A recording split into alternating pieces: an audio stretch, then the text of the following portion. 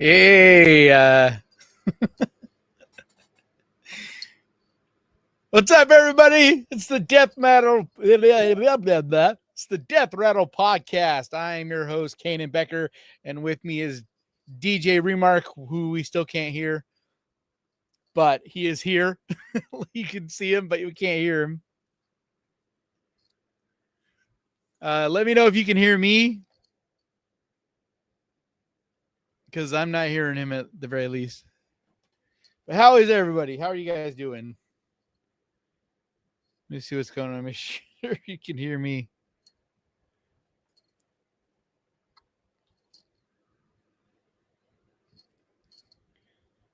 Gotta love difficulties out of the box. There you are. Hello. Yep. Okay. Yep, Hey. I got you. All right. Let's try this again. Hang on.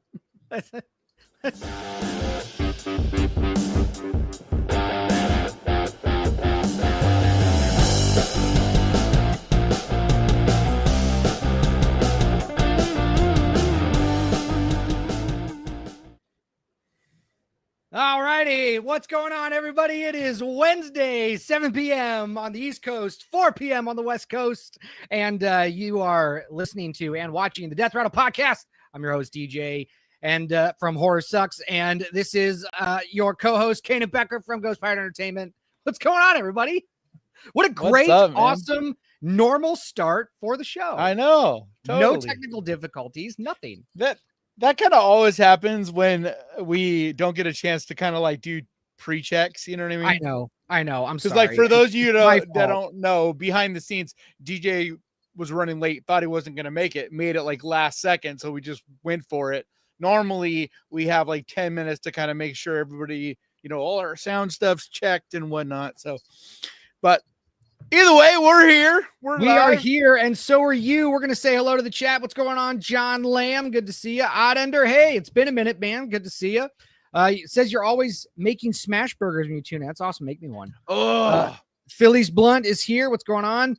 Saya, what's going on?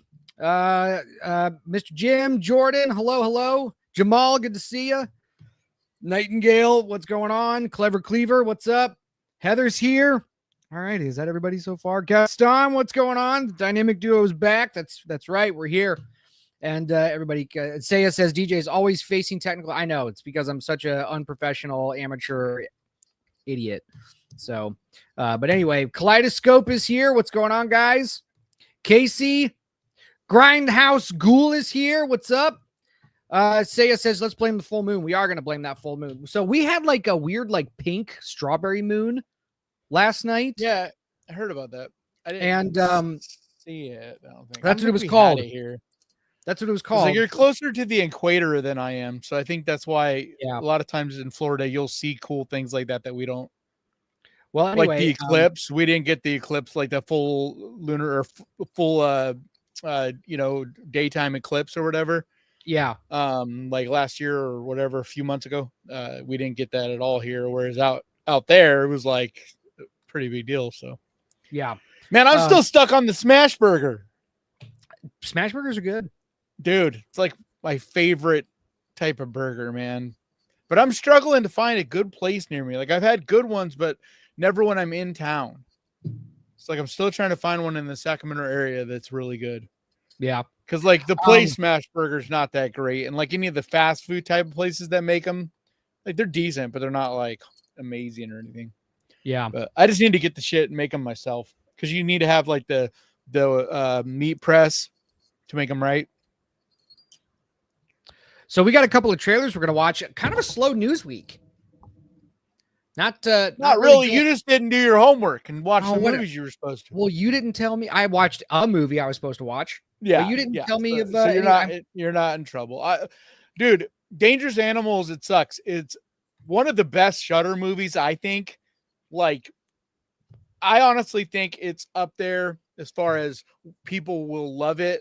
Up there with Devil, Late Night with the Devil. Oh, like, I think it's going to be right up there as far as like it's not that kind of movie. Like it's super serious serial killer. Like I keep telling everybody, it's like Wolf Creek, but on the ocean kind of thing. Except for except for it's not quite as bleak and grim. Like you don't leave the movie feeling like basically like depressed or whatever. You know what I mean? There's a little more fun and excitement and action in it. But dude, it is so much fun. Like the way they tie a serial killer and shark attack stuff together is just brilliant. It's so fun.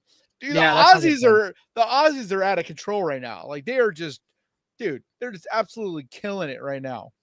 Well, I'm gonna try to see it tomorrow. It's so good, but it sucks. It's like I said, it's barely playing anywhere.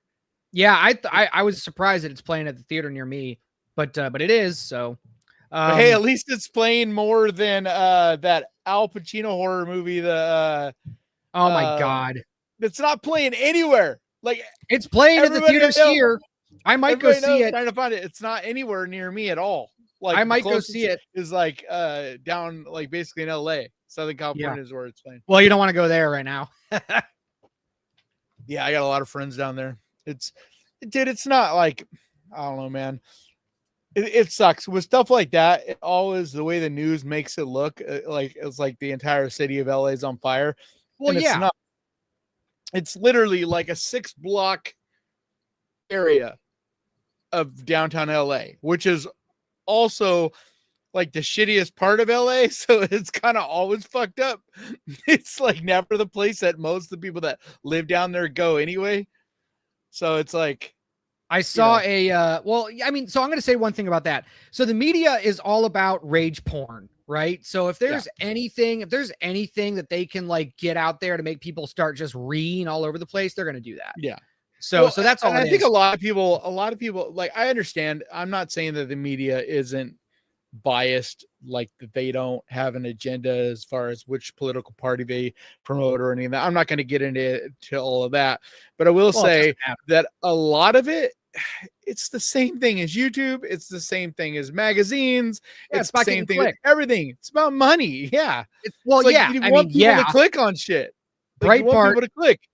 If so you know who, if peace sold, you would see a lot more peace in the news. It's that simple. If you know who, I think his first name was Andrew. Hang on. Yeah, Andrew Breitbart.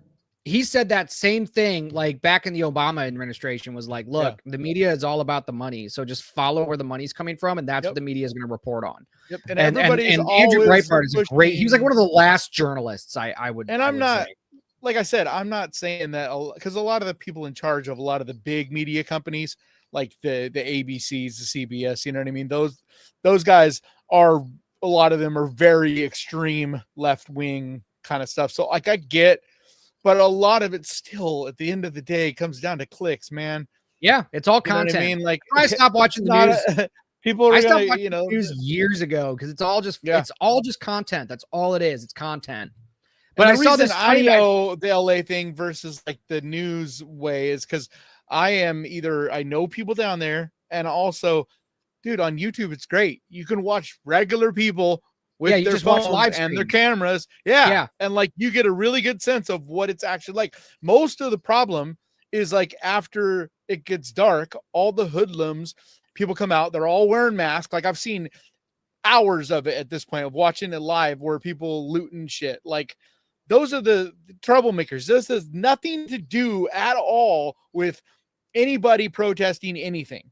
Those guys are simply, or guys and gals, they're straight up taking advantage of the situation and trying to get some money and steal shit. Like it's that simple, dude. It's ridiculous. I watched them breaking into the Apple store. I watched them breaking into the CVS pharmacy, like running out with fucking packs of diapers and shit. And like, it's insane, dude. It's nothing at all. And it's so easy for the rest of the country to see the news and think, oh, the problems, LA's on fire because of the protests. It's like, no, LA's on fire because of the looters, because of the assholes. Like even the people blowing up the cars, those are not your peaceful protesters like 99% of the people out there are. And I'm not saying I even agree with the protest. I'm just simply saying, like, don't let the media confuse what is actually really happening. Yeah. You know, Philly's gifted 1 Ghost Pirate Entertainment membership. So to the lucky receiver of that membership, Congratulations. That's awesome. I saw this meme on a page I follow, and I just thought it was funny. That's why I wanted to put it up there. It says everyone in LA.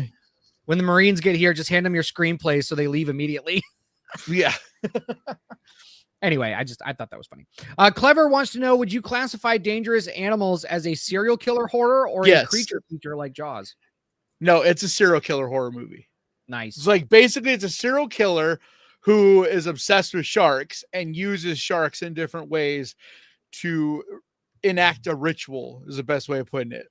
That's awesome. And I'm not going to get into the detail of what all he does, but like he's got a whole, like every serial killer has like their ritual. They use like certain knives, or they use the choking of some kind, or whatever. They have like different things, just like they take souvenirs from each kill and stuff like that. So his is just a shark, or sharks, I should say, are involved in his ritual. Yeah. Saya watched Companion the other night, and she liked it so much more than she expected. That's awesome. Companion just saw movie. Companion? Wow, I thought everybody had seen that movie at this point. Well, we got some breaking news. I'm gonna share this. We got some breaking news. Robert Eggers is directing his own A Christmas Carol for Warner Brothers. Yep. I just saw that hit Twitter a few minutes before we went on. This is from Bloody Disgusting. In addition to his werewolf movie, Werewolf. Yeah, which Robert Eggers, like, when is he shooting? Go ahead and read it, because it probably tells me in here. Yeah, Robert Eggers will also be directing a new take on A Christmas Carol for Warner Brothers. Eggers will write and direct his own adaptation of the classic Christmas ghost story with frequent Eggers collaborator Willem Dafoe, reportedly being eyed to play Ebenezer Scrooge. That's fucking awesome. Perfect. That's what a perfect awesome. casting. Holy shit.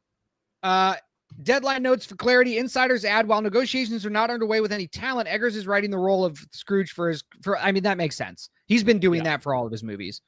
Yeah. Chris Columbus and Eleanor Columbus are attached to produce. And then it's just about Charles Dickens. I mean, everybody, well, if you don't know about A Christmas Carol, you need to stop living under a rock and go read I know. There's so many adaptations of it. Although here's the thing. Say to this day, the Muppet version is probably the Muppet version is the best version. Yep. It's so the best retelling. And the reason why. But I think Eggers is perfect.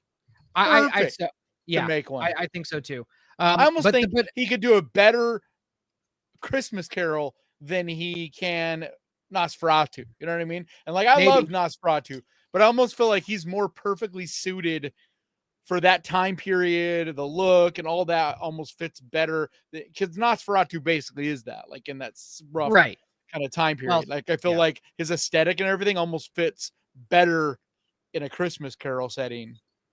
So it's just, I mean, perfect. Willem Dafoe has his acting chops. He's got his work cut out for him to beat Michael Caine's performance, because I mean, Michael Caine was just fucking great as Scrooge. I know, but I think Dafoe is the greatest living actor on the planet right now. That may be true, but I mean, he's gonna have to do it. I know. I agree. Michael Caine was that makes me excited in that movie. Yeah. I mean, I don't think you could, like, I can't think of anyone that I feel like is better casted for Ebenezer Scrooge. No, I think you're right. I'm not saying that his performance will be better than whoever, whatever. I'm just saying, as far as anybody acting right now, I think that's like the perfect casting. Yeah. And it's really cool because we're seeing this happen quite a bit now, where, like in this case, Eggers is now using Dafoe in like, his different projects, because he like fits really well with his, style of directing and whatever. But it's really cool how Mike Flanagan is that way. So like when I saw Life of Chuck, it's so cool seeing his whole cast, like all these people that have been in all these different TV series. And like, if you watch Flanagan's stuff, you're gonna recognize most of the cast. And in most of his projects, you'll recognize a lot of the cast. Sometimes it'll be one person that plays a little itty bitty part in this one show, and now in this show, that person plays a big role, or vice versa. Because like in this, his wife plays a tiny role in Life of Chuck, whereas like she's one of the main people in like Midnight Mass. She was like, right, one, like really kind of the focal point of the movie. So. but it's so cool because all these actors are so good. And I don't know, it's hard to even explain, but I really like seeing this. Like this, it's like this team, this troupe of film of creators going around with their crew. You know what I mean? Yeah. Oh yeah. Well, that's how you got to do it. Okay, so that's some breaking news there. Do you want to get into these trailers, or do you want to look for some more news? Yeah, we can go into the trailers. Okay. So I want to watch. Know if you're watching this on the replay, most of the time this section of the video will be cut out. So yeah, I'm going to start saying that anytime we do trailers that, you know, if we talk about watching a trailer and then all of a sudden it skips, it's not that anything happened on your end or whatever. It's just, we have to cut them out usually once this is posted. Yeah. Cause we're always getting hit. Copyright. They won't let they won't let us use it. So, so at least on the Ghost Power channel. Oh my God. I want to do the one that we both haven't seen yet. Or have you seen Abraham's Boys? This is the one that's coming to Shudder like this week, right? Yeah. Or soon. Okay. Yeah. So yeah, I know I've heard the name recently, people talking about, but I haven't seen the trailer yet. Yeah. So this is Abraham's Boys, and I'm going to bring it up. And here, so I'm going to hide the chat for now, and we're going to watch this trailer. Abraham's Boys. Cool. I have made a disturbing discovery. Perhaps it was foolish of me to think that we could hide away forever. I have known for a long time that it might come. I like the 4:3 aspect ratio. Mm-hmm. I like it. Wonder why this is the Van Helsing theaters. The world is getting smaller, closing in on us. Van Helsing. But then we'll always do what is best Holy for shit, our family. This is Joe Hill? I'm sure you've noticed your mother has been acting It's even more weird. strange Why lately. did this not go to theater? I don't know. You must understand these demons can cross great oceans. Maybe the oversaturation. We will set a perimeter. Vampire. We are safe here.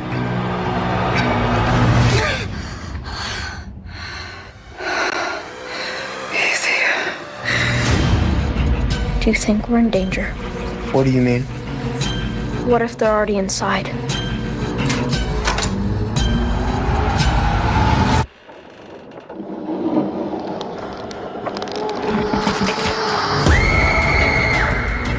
I need you to help me protect Don't her. quote Stephen King. Anytime know. I see someone quote Stephen King, I'm like, great. Yeah. It's like, it's the most. Everybody knows, like, if you follow Stephen King at all, that the worst projects ever, he'll be like, it's the best thing. It's I've great. Ever seen. It's so good. Yeah. I know. Like, I know. I think it's never about money or anything. It's not like anybody pays Stephen King to say this stuff. It's his just name. Like, well, no, I'm saying like I don't know if he just likes everything or what the deal is, but it's like, well, you never see he likes him everything. He likes everything but The Shining. Yeah. That's the only. Well, I can understand, because when it's your own project and it's dramatically changed, like he cannot see The Shining for what it is, and I get it, because it's not his book. It's like someone took the name and the notoriety of that book and like completely changed it. Yeah. And so like I get his problems with it. I'm just saying, like, it just seems like he's quoted for like the most shitty projects of being like, it's a great, like Salem's Lot last year. I'm like, dude. Yeah. All right, let's finish this. I want to be ready for him. We must not abandon hope, son. Now is the time to rid the world of the demon. King Demon himself. You're insane.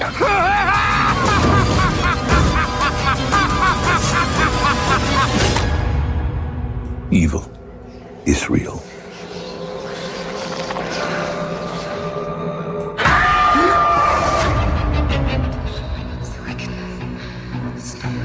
That's an interesting idea. I like it. I don't know how I didn't hear about this. Like, maybe I did. Maybe I did. But maybe it did. Still, like, I love that idea of like basically, because my guess is that, this is Abraham. Well, we know it's Abraham Van Helsing, and so like Dracula, he's somehow ended up with one of Dracula's brides, and so Dracula is hunting him, trying to find his bride and take her back. So like, it's kind of Nosferatu, you know what I mean? The only real difference is that, it's Van Helsing, but like, it's still a cool idea that like years and years have gone by and he's like in hiding and he's got boys now with her and stuff. Like, that's pretty cool. Yeah. I'm interested to see that. Yeah. Let's see what some of the chat has to say. Vorpal's in the chat, says greetings. What's going on, Vorpal? Jerry says Canon Live. Yes, please. Cheese Tut says my dad says it's scary. Baker Man, what's going on? Jobit says lol, everything but The Shining. Yep, that's right. Chris says because The Shining is better than the book. Whoa, hot take there. I just think they're very different. Yeah, like they have because like the book is more like Jack is not nearly as much of a piece of shit as he is in the series. Yeah, like that's there's tonally a lot of dramatically different things about it. So what the story Stephen King was trying to tell, kind of thing, has changed quite a bit in the movie. The movie, it's almost more about spousal abuse, and about an abusive spouse kind of thing, and alcoholism. You know what I mean? And like, that's not, I don't know. It's just a different tone of things, but. All right, well, let's get to, and I'm trying, I don't know why, but I'm trying to have these banners about what we're talking about, and I just forget to put them up. So I was supposed to have that up while we were playing. So I'm going to have this up now. Okay. Because this is a trailer.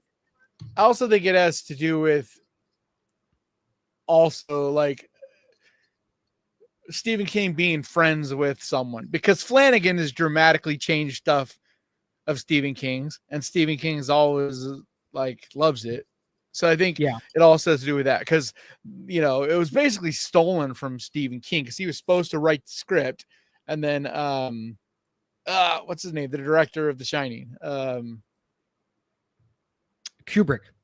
Yeah, Kubrick was basically like, I don't like it, and went and rewrote the entire script. So I think it's more of that. And that's why, as much as I love Stephen King, his opinions are, because I don't feel like he's got like he like dislikes things for not because something's wrong with it, but more of like personal reasons, or he'll like something more on personal reasons. It's like, oh, a friend of his, and so he likes it, that kind of thing, Yeah, I don't know. That's all I mean when I say like his opinion. It's not that he shouldn't have an opinion. I don't mean that. I just think like his opinion isn't always so much about the quality of the thing, and more about, it's my friend, and so I like it. Yeah. That guy's an asshole to me, and so I hate it. All right, so we're gonna do. So this is a trailer that someone in the chat recommended us on a comment. So on our last bunch of people. Our last stream. Well, yeah, but okay. So if you comment on Ghost Pirate, if you comment on the Ghost Pirate stream, we're probably not going to be able to respond to everything. If you comment on the Death Rattle stream, because that's where this main podcast is hosted, is on Death Rattle. If you comment on our lives there, we can respond better and do stuff. So somebody commented that we should watch this trailer, and so we're gonna watch it because we had it. So we're gonna watch it. Here it is. This is a movie. I have not seen this yet. I think I started watching it. I don't remember if I finished it. Like, I remember being like, yeah, this does not look like anything I'm interested in at all. But Jimmy and Stiggs, this is it. So and now it says Abraham Boys. What is going on with you in the banners, dude? There we go. All right. Okay, I'm gonna hide chat, and we're gonna watch the Jimmy and Stiggs trailer. So let's see.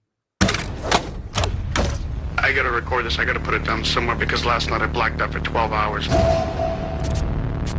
And this wasn't a normal blackout. It was something different, like a big chunk of missing fucking time. I got these Isn't that what a blackout is? pains in my jaw, like somebody put something in. Huh? If maybe this is Joe Begos. What's the name of this movie? Jimmy and Stiggs. Keep playing it. Okay. Inside me. Whatever took me last night, they're coming back tonight. I can feel it. It is Joe I don't Begos. know how many of those big-eyed, melon-headed fucks So are I coming might back, actually but like I'm gonna this. be ready, and I'm gonna take those fuckers out. Because I love his movies. Like he's got Oh, look at that. this style. Oh my God. Oh, I know what movie this is now. Never mind. So, okay. So here's the thing. So something that you guys might want to know about me. I am deathly afraid of aliens. Like it's a legit Really? fear that I have. Yes. It is a legit Yeah, but fear when that they I look have. like that, Even when the gray aliens, yeah, with the eyes and the thing, yeah, I'm legitimately No, afraid of it's- aliens. Yeah. so this is And- like I was getting this confused with something else because this is the movie that basically has been being made for like years. Like Joe, it's not Begos. I always say Begos. It's Joe. I forget how it's his last name is actually pronounced, but him and his buddy have basically been Begos? doing this. Yeah, Begos. Him and his buddy have been working on this movie for like a number of years. I don't remember how many years, but Rebecca McKendry was talking about it on the Color of the Dark podcast. And so like this is like a passion project. It's like literally they would shoot it on weekends and like in between projects and things and using like all their own money and friends and like that whole thing. So it's like literally like the most DIY kind of thing you can do. There's like 1,000 producers on this. Yeah, because it's There's basically the crew is like 10 people and the cast is 5. There's more producers than crew. yeah, So because all the producers are basically just like friends of theirs that are like, you know, here's some money, you know, they would be like, we need to do this weekend, you know, and so they would basically making things as they had time and or money to do whatever. That's so great. Well, I'm loving the trailer Yeah. so far. All right, let's finish this. Yeah, so I think yeah, what is said right there is this is inspired by movies like Bad Taste. 4 years of shooting, that said. Yeah. This like looks like it said, this is basically like their tribute to movies like Brain Dead and I'm going to love this. stuff like that. And Yeah, people are going to I get pissed agree. at me because they're going to be like, you always fucking talk about story and character and this bullshit. And this movie has none of it. And you fucking love it. Like, I because feel like this knows, I'm gonna yeah, but get this that. knows what it is. Like this is Right. This isn't trying to be like cinema. You know what I mean? Right. This is trying to Yes. be like almost like a cartoon. It's like Yeah, fun. this is grindhouse cartoon. Oh God, Exactly. I'm gonna love this. I know. I I'm gonna love it. like just like Christmas Bloody Christmas, which is Joe Begos' last movie, and I love that movie because of the same thing. It's like a fucking dude walking around basically as a robotic Santa Claus, and it's all gory and stupid, and everybody's swearing too much, and it's like I just think it's a good time. It's like it knows. what I'm it's gonna love trying to this. do. I know I am. I agree. Oh, they shot it on 16 millimeter. Hell yeah. No wonder why it took him so long. That's Yeah, not right. cheap. Fuck.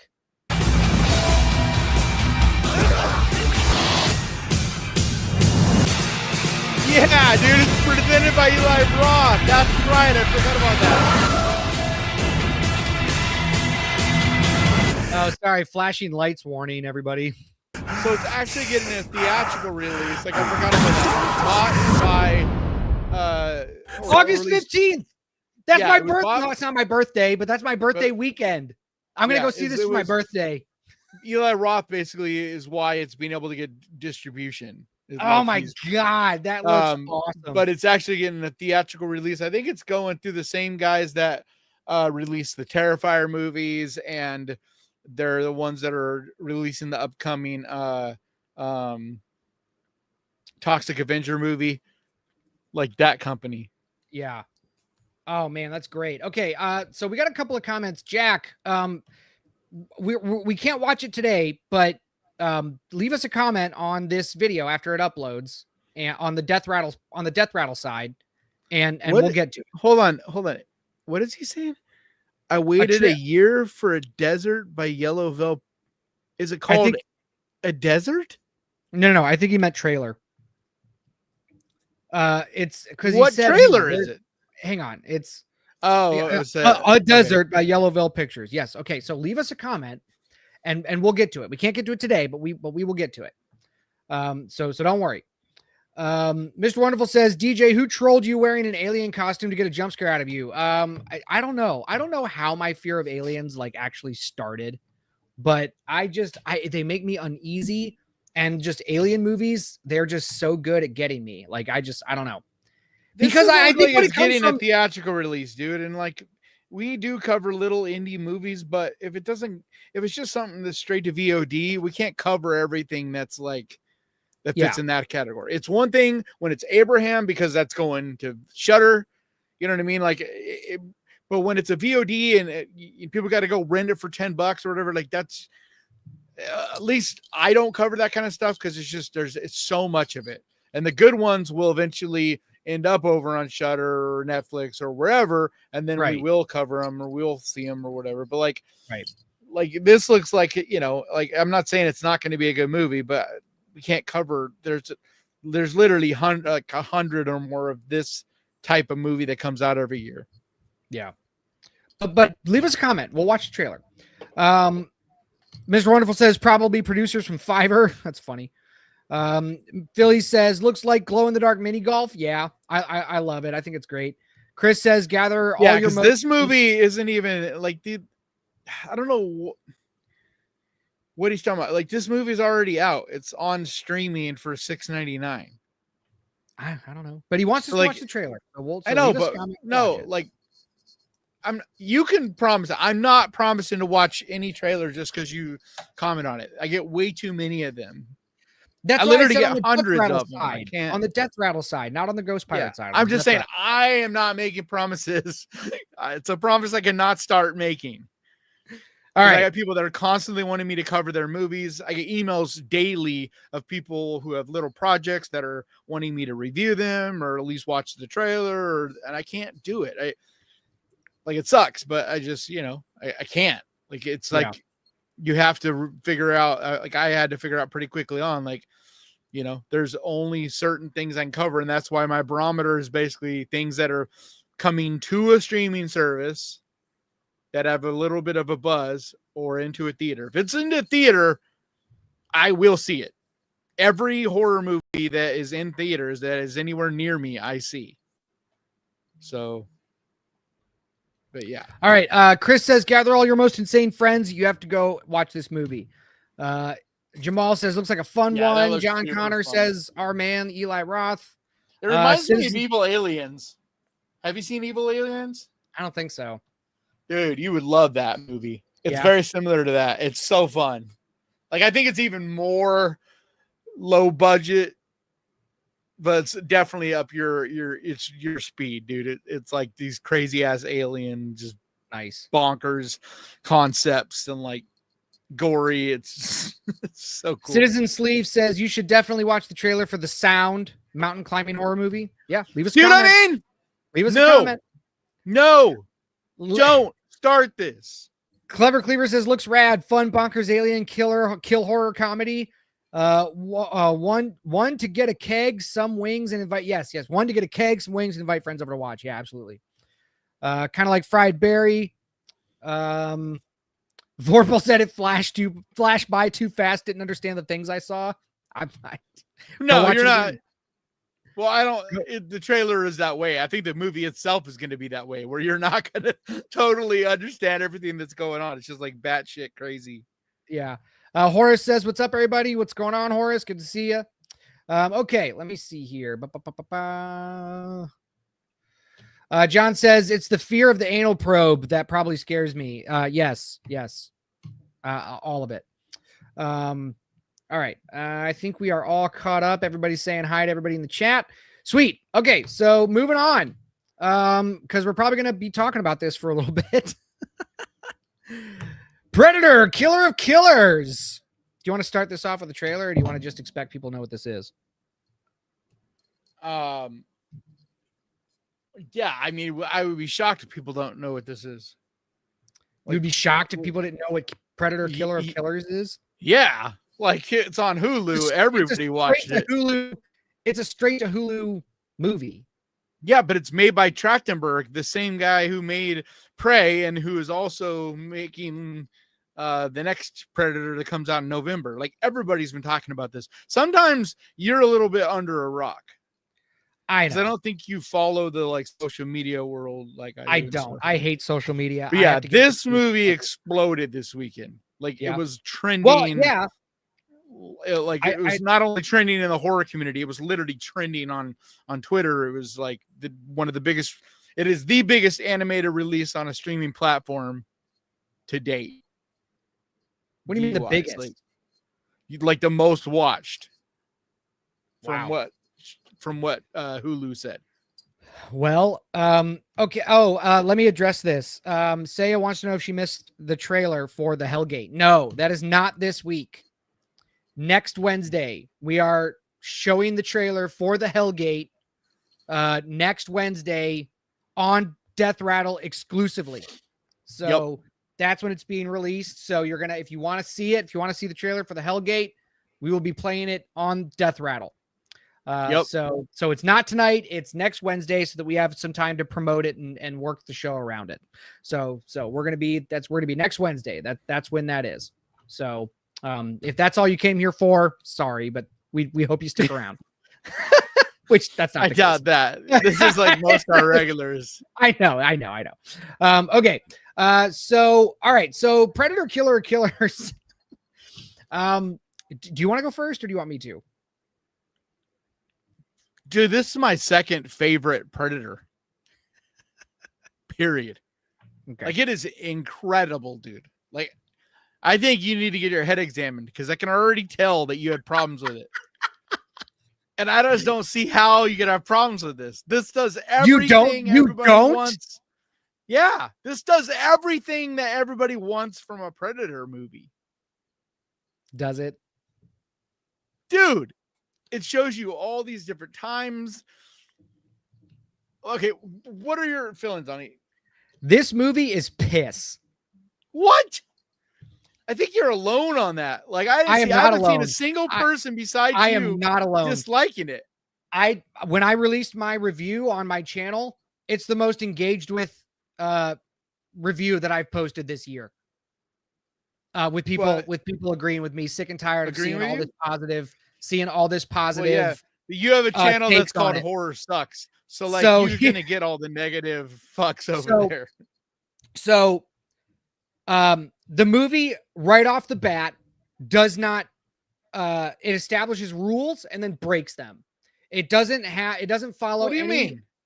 Okay. Hold on. What rules?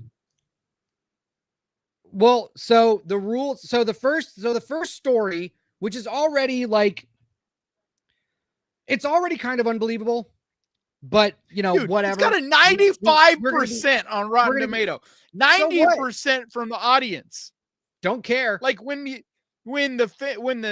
critics and the fans or the regular public agree this much on something, like, I think that there might be something you should look in the mirror at with yourself.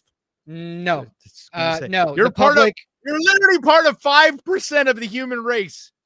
So what? All it takes, it doesn't matter. I could be 1%. Okay, go ahead. It doesn't matter. What are the rules that it set that it broke? So first off, it's already the story for the first one about Ursa. Like, she's already so fucking overpowered that we see on screen.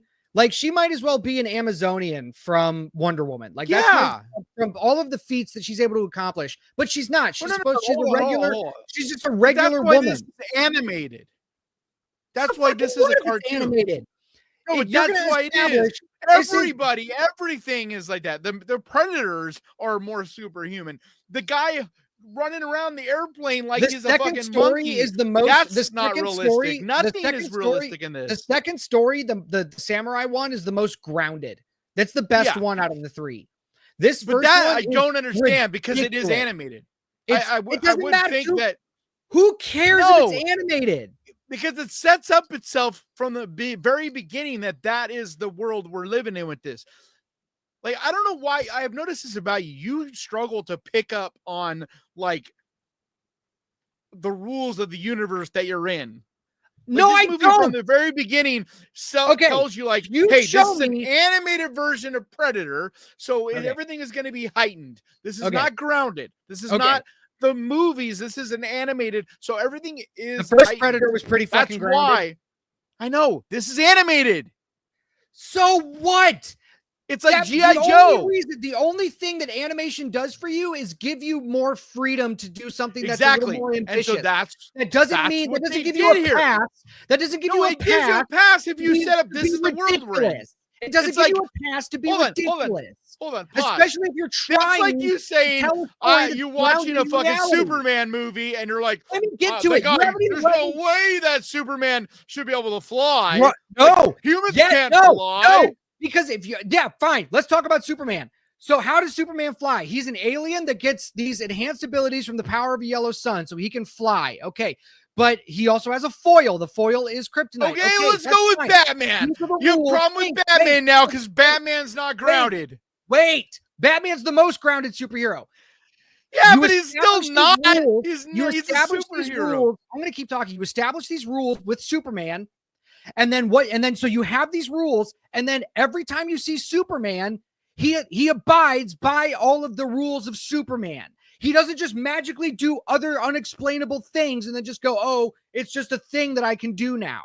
But this Ursa is something that It's this is supposed to something be that all animated versions of things have done. They do.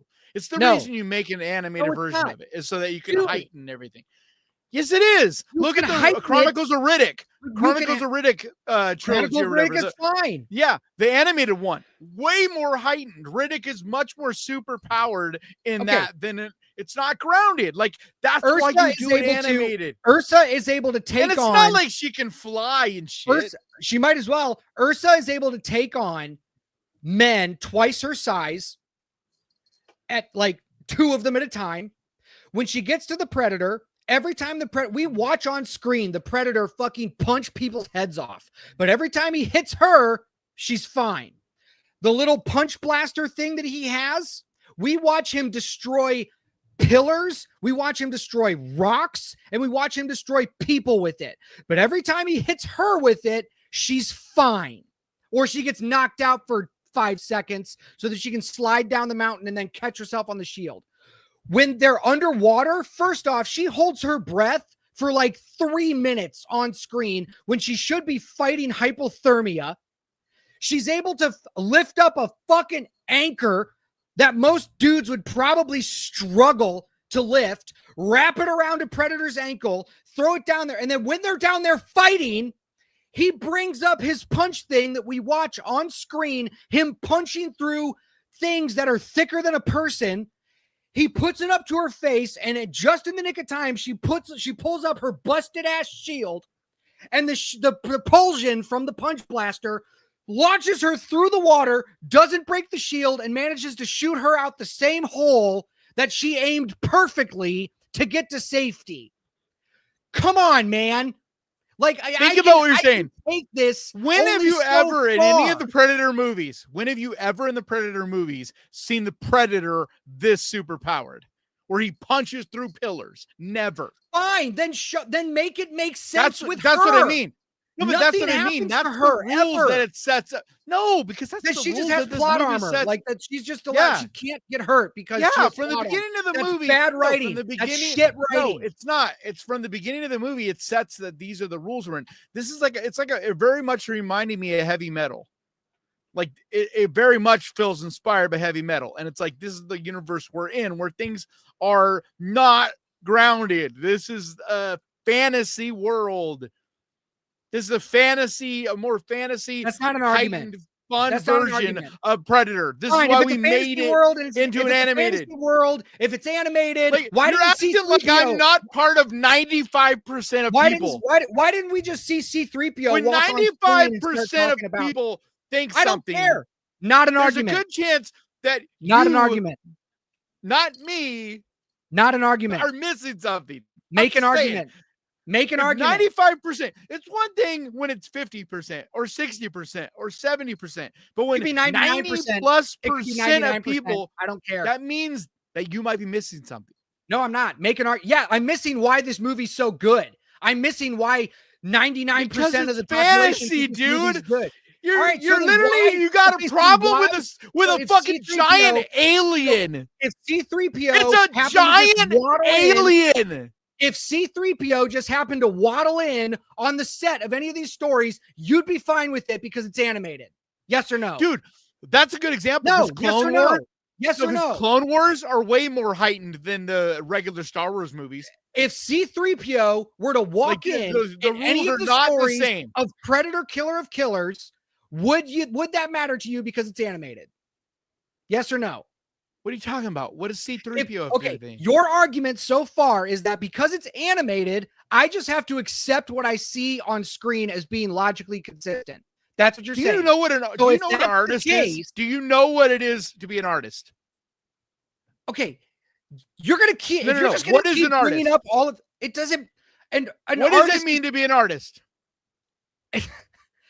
What it means to be an artist is to make. The reason is to I like create this art. movie, the reason I like this movie, and most people do, is because we all quickly recognized that this is the creative license. This artist that created this movie from the very beginning says these are the rules of this movie. This is the rules of this universe. And then We're he taking- immediately breaks them.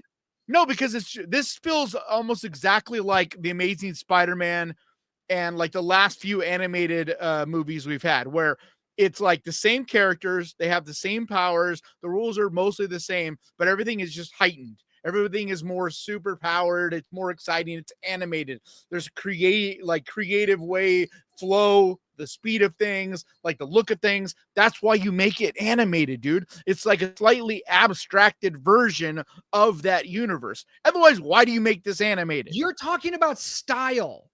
The movie is That's stylized. what I'm Yes, that's fine, I'm but that's no, not what but I'm not saying it's I styled know. bad. No, that I'm is the saying same thing. I'm saying the writing No, is that's the shit. same thing. The No, character, it's no, it's not. It's not. Dude, it's not like it changes throughout the movie. The entire movie, all the characters are super powered. You got the one guy The who's second story literally is the most running grounded around the airplane. Yes, and that's almost worse than Ursa. That I was laughing my dick off at the Yeah. third story at how fucking stupid it was. It was It's so the- fucking dumb. That's Everything my that he was least doing. favorite. That's my least favorite. The I agree. second story but is it the best out still of them is the same because rules. no, it okay. Dude, You're ninjas can't trying do the to- stuff you're that he trying did. To argue that stylistically, the movie is good. Fine. The guy's running up the side of a wall, dude. Ninjas can't do that. Like all the stuff that the ninja guy does in the second one, no human ever could do that. It's more believable that he can run a few steps up a wall than a female. No, he runs, he's running up all the roofs and fucking jumping. Like, you can't do that. He like is virtually flying when he's on the rooftops. Like, you can't do that stuff. And you could say the same thing with him. He's this little tiny dude, and somehow he's able to fight this giant fucking predator. Because he the biggest he of all doesn't. of them. Him and his brother do. The second story is the only one that actually maintains some type of internal logic. The first and third one do not. But even still, the and way it's that hard to everybody, watch. the rules still apply for me, because this is the reason I'm okay with all of it, is because the same thing is always true. No one ever beats a predator by being more badass than it or fighting like mono. Ursa did. Nobody. No, she Ursa didn't. did. She outsmarted it, and she got lucky. Hers was of any of them. She got Okay. lucky.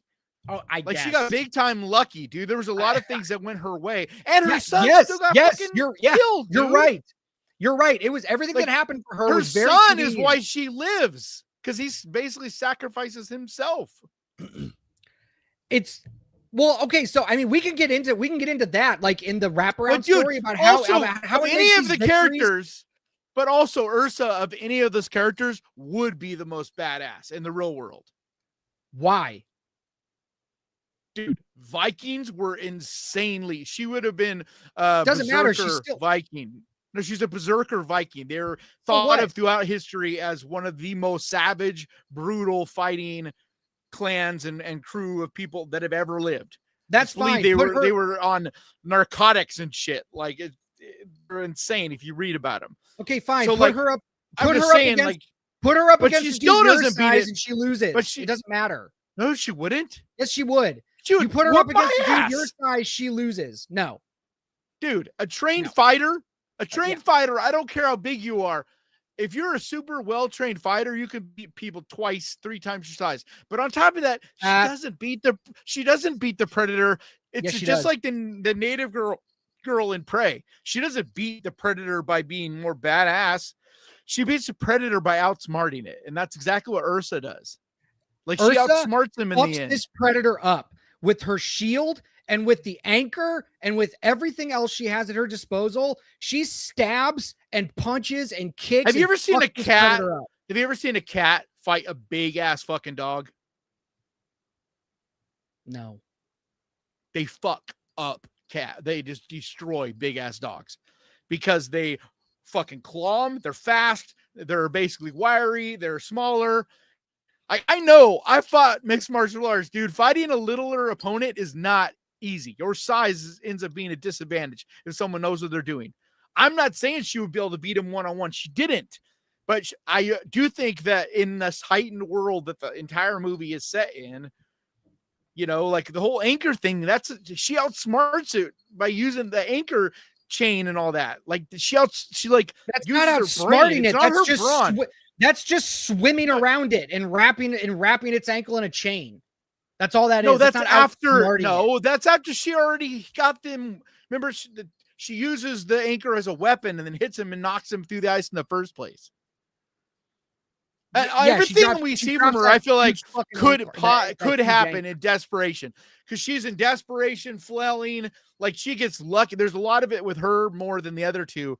That is luck. Man, you know, I don't want to get. I don't want to get into the biology argument. I don't care how trained. I'm telling you straight up, dude. It's not true. I've fought. If you are a woman, you are going to lose. It's not true. There's been a lot of super badass women. Class. It doesn't matter. No, you wouldn't. No, larger bone density, bigger lungs, larger muscle mass. Like you're not if you're That's why they separate men and women's sports. That's why they separate men and women's sports. Yes, because that's equal skill. Yes. Even in UFC fighting, you don't have women fighting men. Every time you because do, it's an equal. Man fucking wrecks her.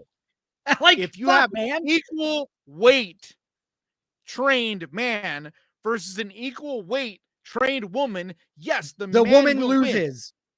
Win. Yes, that's not what we're talking about here. We are not okay. So she has a totally different set of skills than this predator. Yes, but she's going toe to toe with him. Like watch it. She does get lucky. Watch the clips. No, she jumps on his back and starts just hammering him with his shield. Yeah, that's when he's going after her son. And then he throws her down on the ground and she gets up and just starts wailing on him again. She doesn't do anything. The predator fucks her up, dude. She gets hella lucky. But it is in the heightened universe. I'm not arguing that it's not heightened. Like, no one can land like she does and live. But you can say that about the Predator's regular movies. Like, there's a lot of stuff that is not grounded in reality. I mean, it's a superhero type of deal. I will buy. Here's like the thing. This feels very much like Heavy Metal. Like, remember the super badass warrior chick in Heavy Metal? Like, it reminded me a lot of her. Sorry, I haven't seen that movie in a long time. Here's the thing. I will buy. Here's the thing. I will buy that Ursa can do all of this. But when you show me on screen, the thing that I'm like most upset, not upset, but the thing that I think is the most glaring issue is not that Ursa is so overpowered. It's that they show this weapon that the Predator has, and it doesn't follow its own rules with what you see on screen. You see him use this weapon in a way that destroys objects that are thicker, heavier, denser than a person, but then every time it comes in contact with her, it's fine. Even when she's holding up a shield, the shield doesn't it break. hit her shield. No, it did. Remember it exploded her shield. Do you want me to play the clip? I'll play you the clip. Yeah, it exploded her first shield. Remember, she's got two shields. I'm gonna play the clip. It explodes the first one. It never hits her second one. It does hit her second one in the water.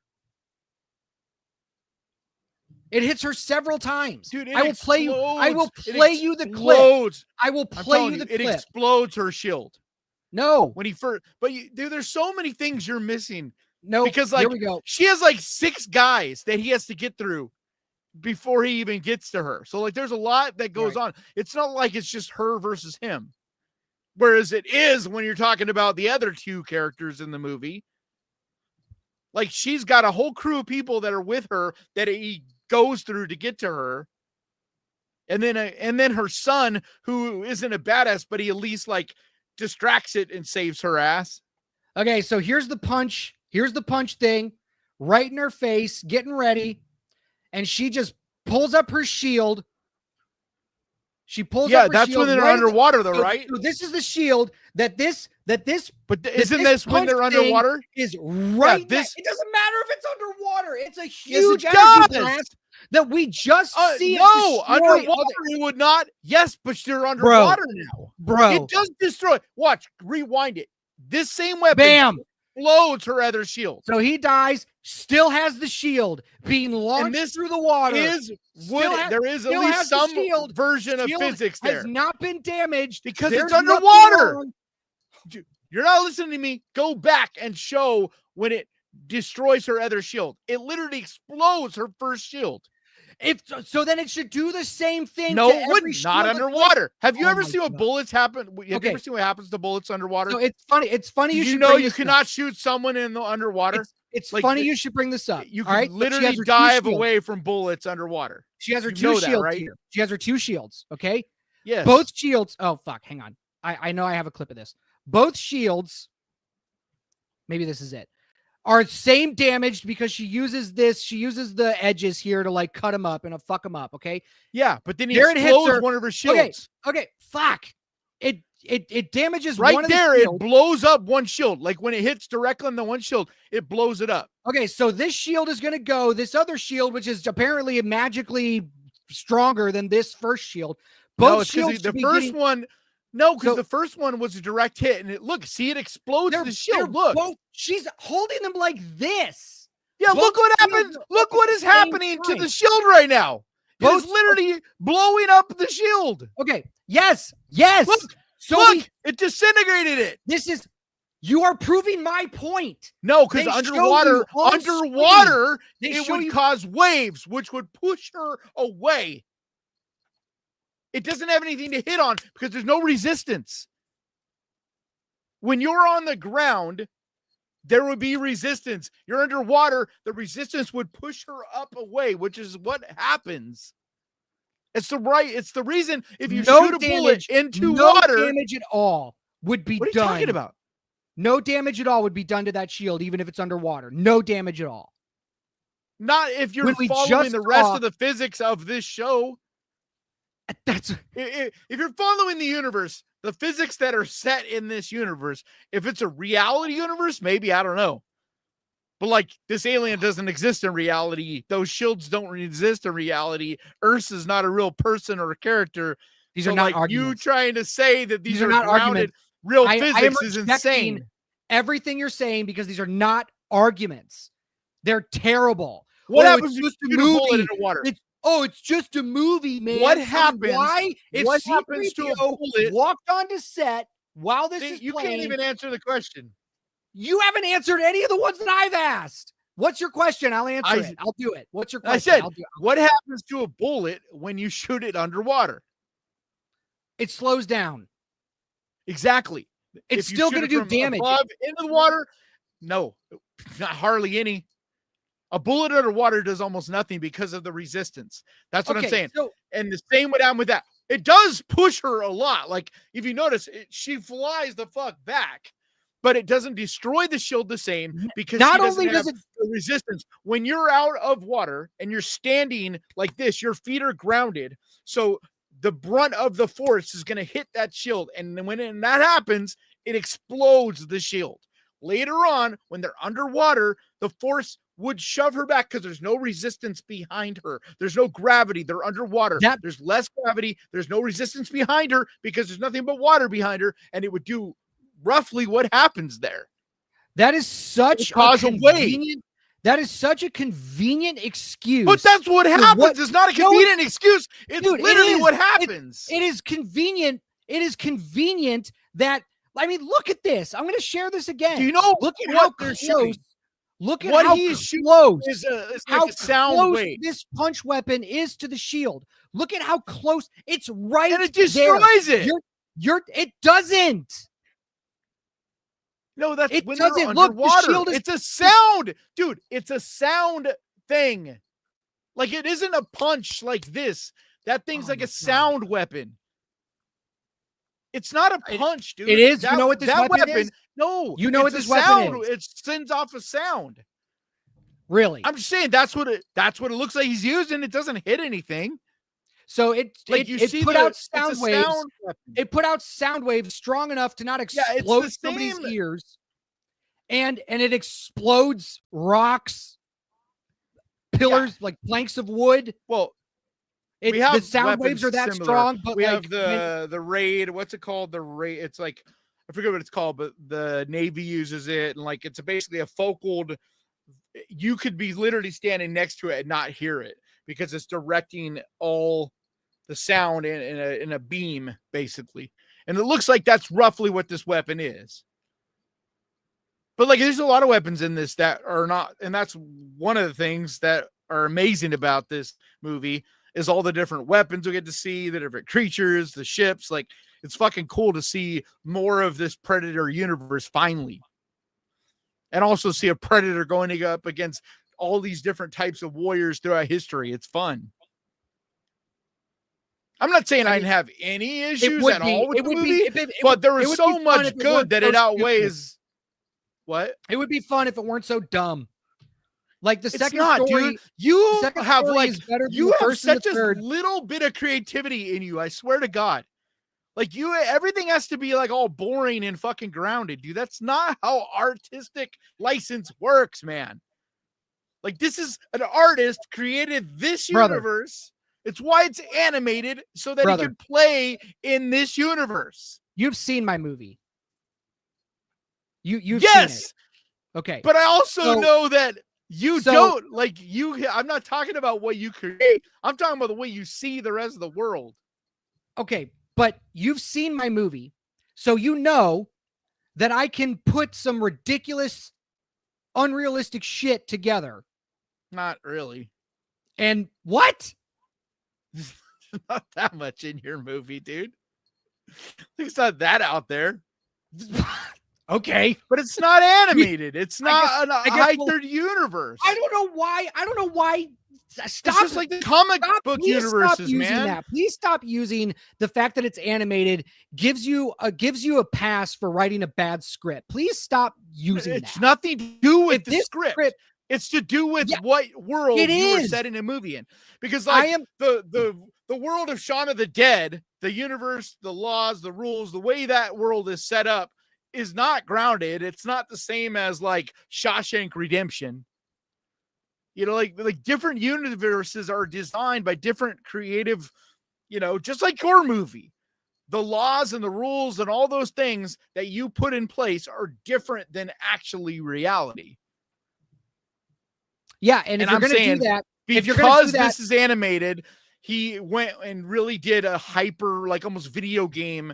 Like this feels very much like a video game.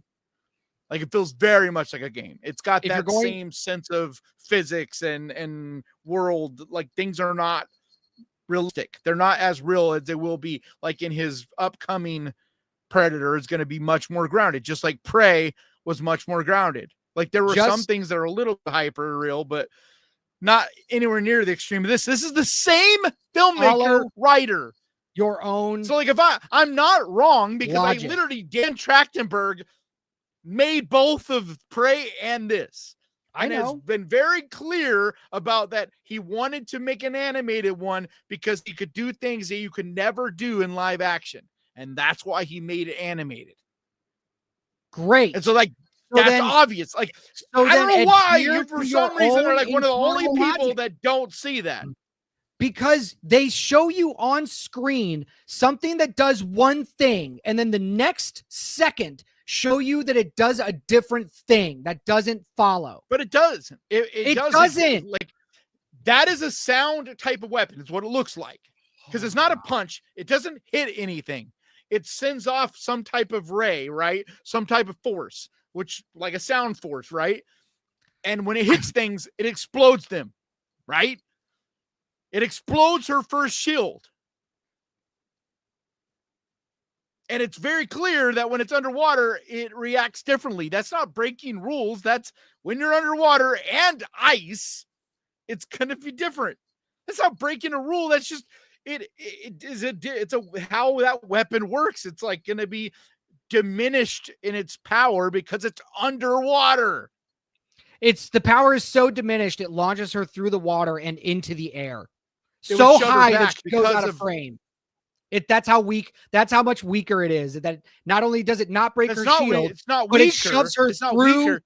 Oh my It's God. not because there's no Fine, force whatever, man. behind her. It must be nice. It must be nice to have everything just work out because you say it does. Like that must be nice. No, It it's just sucks like for pretty me. clear. I have to prove and I have to It bring does suck evidence for you. and I have to show Because evidence for some reason you got for this my arguments. hateful But way all you about have to seeing say things. is no, it's animated, and then you win. Like that must be awesome. Because I don't know how else. I don't know how else to prove. Because it's like this stuff's so obvious, not just to me. It's if not I was obvious. like on an island, If it's so if I was obvious, on an island, if I it's was on so an island, it'd be obvious- one thing. But when the vast majority of people saw it like not an me, argument. then I The must vast majority be of not- people thought that the world was flat. The vast majority of people thought the world was flat. Was it? And So was it? Is the world to flat? their because- understanding, Is the world flat because the vast majority of people at the time thought it was flat? No. So the vast majority of the people at the time think I don't this is know, a good man. movie, Perception is still reality. doesn't mean it is. Oh fuck! I mean, they had no way of traveling around the world, so it might as well have been flat. I love you. I love you. But I mean, that's the So- reality here too, so- right? Like, okay, well, I want to. perception's Okay, but reality. I wanna You're move on, perceiving though. it, but what you come up with one that to me is very easy to explain. That it's not changing its rules. It's just literally they're underwater. And I think that's pissing you off because you didn't think about the fact that, yeah, it's underwater. It's going to Am I react so different fucking underwater. dumb? Am I so fucking dumb that I don't know how things work underwater versus in the air? Like, am I that dumb to you? Is that what it is? Is that No, what this is? that's what I'm saying. Okay, You forgot that the second so time was underwater. And you're Look, still I trying want to move defend on, this. okay? I want to move on. Because I you know wanna- there's other ones that you can't think of. What are the other times? And like, what are the other problems you have with the movie besides supposedly it breaking its own rules that it's making up in its own universe? Like, that is insane thinking to me. Because it's like, this is fiction, dude. Like, it makes like I don't know how to say it. this. Do Creates you want me to its say own this rules. again? Like, do you want me to say this again? If you're going to have outstanding rules, if you're going to have fantastical, like The Lord of the Rings is my favorite story. They're my favorite movies. Does that mean I think hobbits fucking exist? No, I understand. I know wizards don't actually perform magic. Okay, I know this, but they haven't. But Tolkien and the movies established the universe that we're in. We see these, and then they follow those rules. I know, and you're every comparing this step to of the the live way. action versions. It's not I'm- the same. It doesn't fucking matter. Even the Bakshi movies do this well. Okay, and like What? you can make argument. Ralph Bakshi, the animated Lord of the Rings movies. Yeah, because they all follow the same rules. It's different. This is Fine. a case where So they're if you're making gonna an make an anime. animated- That's why I if said Chronicles of You're Riddick. going to 'Cause that's a present perfect something to example. me. If you're 'Cause I going to remember present that- something to me, like what you're presenting in Killer of Killers, this weapon, whatever it is, you need to show me what it can do, and then have it do that consistently.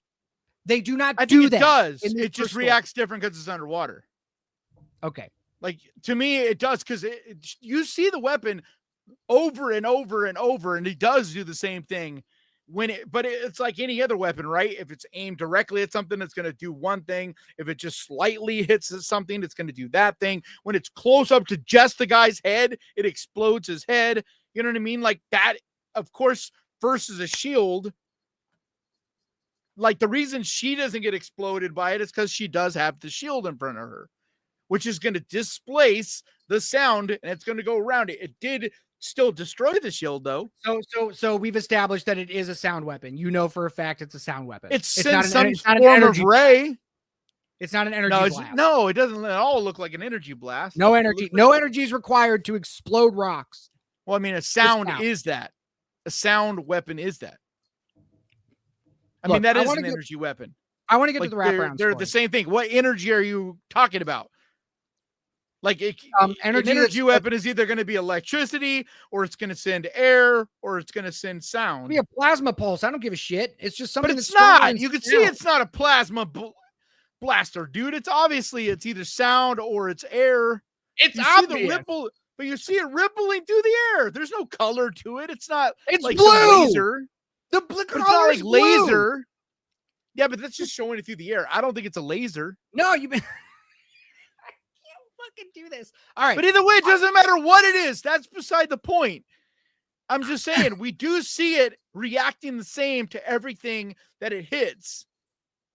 But it's going to be slightly different depending on what it is. So, like, when it's against metal, it's going to react different than when it's against someone's just bare skull. You know, like the one guy's helmet doesn't explode his head because he's got his helmet, but it still fucks him up.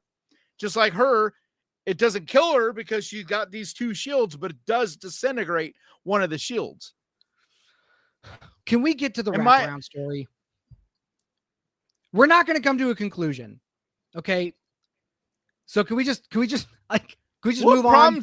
Besides that, it breaks its own rules. Like, because the thing is, I think you went into it thinking it needed to abide by the same everything as the other Predator movies.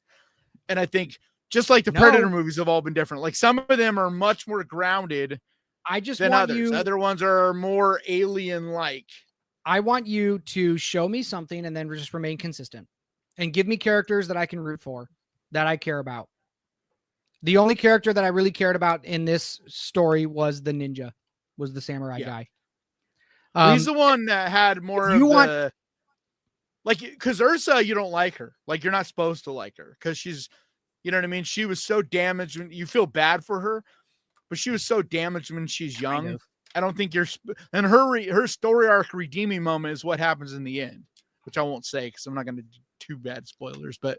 You know what I mean? Like, she's not a likable person. Like, and she even says that, like, because of what happened to her when she was a kid or whatever, you know, she's basically a killing machine. She's wanted nothing but revenge, period. It's like eating her soul. And so that's why at the end, that's kind of like her story arc moment of being able to be good finally, you know, and do something for good. But like, each one of them are different. She does something. They're all. I think you're supposed to. I think you're supposed to feel more for the Latino guy. I just didn't like him. I don't know what it was about him. Yeah, he just kind of because he was good at everything and was super smart and like. But he was also because the movie told us that, not because he did anything. When he kind of like made jokes and quips about everything, it felt like he didn't really. You know what I mean? Like he didn't take like the situations as serious. The fact like his family can use the Force to just make machines work. Like, it's lazy. You can, if you want to have this badass this badass Viking, this woman Viking, whatever. If you want to do that, fine, do it. It's just lazy. Okay, I will agree with him. I will agree with him. There are a lot of conveniences that they do to he was a walking convenience. Yeah. He uses the Force to like I said, whatever he's running around the airplane. Like, there's nobody piloting it. This is not a plane that has, it's old. It's not like it has autopilot. And yet somehow he's able to run around on the wing and all that shit. So, like, I'm with you on him. I didn't say that the script and everything was perfect. I said it's a badass movie. It's like my second favorite Predator because to me, I don't watch a Predator for the stories because they've never, I mean, even think about the first one. There's not a ton of story to it. It's just not badass. It's like a badass guy versus it's a badass it's alien it's and con- action but and gore. and it's consistent and it follows its own rules and its own internal logic. This movie doesn't do that. It's not hard. If you're going to set up a ridiculous rule, I said, what did I say? I fine. said, this is my favorite since the first. Okay, I know, but I'm going to say this Like, again. the first is If a better you're gonna movie. It's set a more up- well-rounded movie. They have still If you never want- made a Predator to me that is as good as that first Predator. So I'm not, like I said, I didn't think that this is like a 10. I'm not saying it's a 10. I would say like an 8. Like, I think it was a blast. It's like, especially for a going straight to streaming fucking, and I'm not an animated guy. And so for me to have fun and enjoy an animated movie says a lot. Okay, fine. But again, and I want to clarify. My 'cause I know grief I'm gonna with get- you hang is on, hang this. on, I feel like wait. I need to say this. I need to clarify this because I know I'm going to get lit up in the chat for this. But I want to be clear. I will accept outrageous circumstances, whether it's in an animated movie or a live action, it doesn't matter. I will accept them if you remain consistent throughout the film. That I will accept it.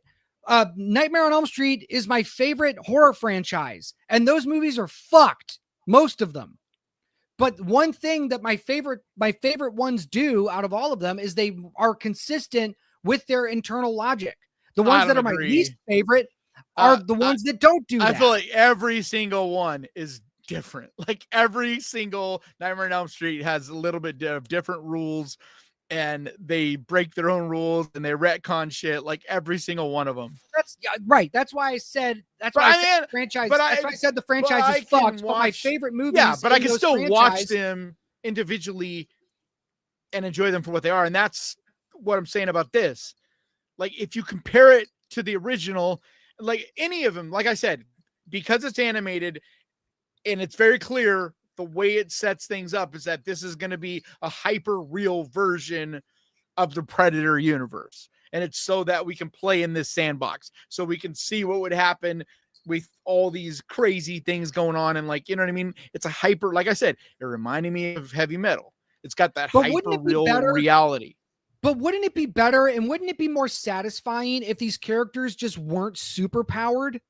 Like, if they had to fight, like, these are humans that these predators keep going after. Wouldn't it be more fun and more enjoyable to see them at their actual disadvantages, that they're not these like superheroes of people? Wouldn't that be better? Would that be more or less fun than seeing the Latin kid, I think his name is Lewis, just be able to pilot things because he can use the Force, and Ursa being able to fight something because she's a fucking Wonder Woman style Amazonian? Is it more fun to see that? Yes. Or is it to some extent? Yes. But I also push back somewhat by being like, it was fun to play in this world too. And that if this was a live action, I would have had a lot of problems with it. Right. But because it's animated, I had fun with it. Cause I'm like, it reminded me of these last Spider-Man animated movies. It's like, they're still the same characters. It's still the same Spider-Man. And at one point they're going to intersect with the Tom Holland Spider-Man movies. Right. But because they're animated and it's like a hyper universe, and you're fun. talking about the Miles Morales movies. Yeah, it's fun to live in that world. Yeah. And that's what this felt like. But that's a great, everything is kind of, we know, but Into the Spider-Verse, that's why we're doing animated. But Into the Spider-Verse is an excellent story. And Miles Morales is a great character. And they set up your expectations. I am not putting this on the level with those. Those are like, look at my fucking cat. Really, really good movies. That's my cat, and he's fucking with the green screen. Yeah, that's it. Punk. I don't like doing that. I don't like comparing things to different things as far as quality. I'm not saying that this movie is on the level with those. Those are like masterpiece, in my opinion. They're the best. I don't know if they're masterpieces, but they're solid movies. They're the best good movies. They're the best superhero movies we have got in like the last 5 years. I mean, okay, fine. That's a low bar though. No, we've had some good ones. I mean, yeah, we've had a lot of shit. All right, I'm not going to get. I'm not going to get into that. I'm just All right, saying, look, dude, they're actually really good movies. So look, if I'm you want, if I had to compare them to like that as far as quality, yes, I agree. These characters could have been written better. Thank you. I finally get a concession. Oh my God. There's so much good. That's my problem I have with you is not that the fight scenes are fine. Like the action is fine. Is that you only focus on these things and that yes, it pulls me out. Unless those things are perfect, you're like, no, they don't have to be perfect. They don't have to be perfect. Well, they have to be at least to a certain bar, whatever that bar is. They has to be there, or the movie is shit. And it's like just make it make sense. About the animation style. It's about the action. We can talk about about the sci-fi, all the different imaginative. Like you could see that he was much more time and energy and all that was put into creating these different creatures, building out this world, making these different ships, these different technologies. Like every predator in this used different weaponry than we had ever seen before. Like that's where so much of the effort was put in. Whereas Prey didn't have all that. What made Prey a good movie to me was the characters, especially her brother. Very interesting. And like a lot of the things, but it was story writing elements and things like that are what made Prey stand out. Like to me, it's just because I go into a movie wanting to appreciate a movie, to like a movie, to try to see what the artist is trying to do in that movie and what was their focus. What are they trying to accomplish here? This was not a movie that's made about these characters. That's not the point here. These are not characters like we might get to see them more down the road, but that's not really the focus here. If anything, like I agree with you, the best written character was the ninja guy, but even he had a very small, it's an anthology really. And anytime you have an anthology, it's hard to really get a lot of story on people and get a lot of developing of these characters. It's like, to me, it was just about facilitating something to show us the technology, the expansion of going to another planet. Because I think there's a lot here that's trying to set up this next movie that we're getting in November, which does look like its focus is a lot more on characters. I mean, I guess we'll see. Look, from what he said and from the trailer, the positives that I give this movie are I enjoyed the fight scenes. I enjoyed how each predator is what am I trying to say? I enjoyed that each predator is like uniquely specific to that time and style. So like, you have like this big Grendel type character, right? For the first predator in a Viking setting. Like I thought that was interesting. And then you have a shadow melding, thinner, more agile, ninja type predator for the second one. And then, you have the aerial pilot with the, technology and all that for the third one. Like I enjoyed that. Like I enjoyed that.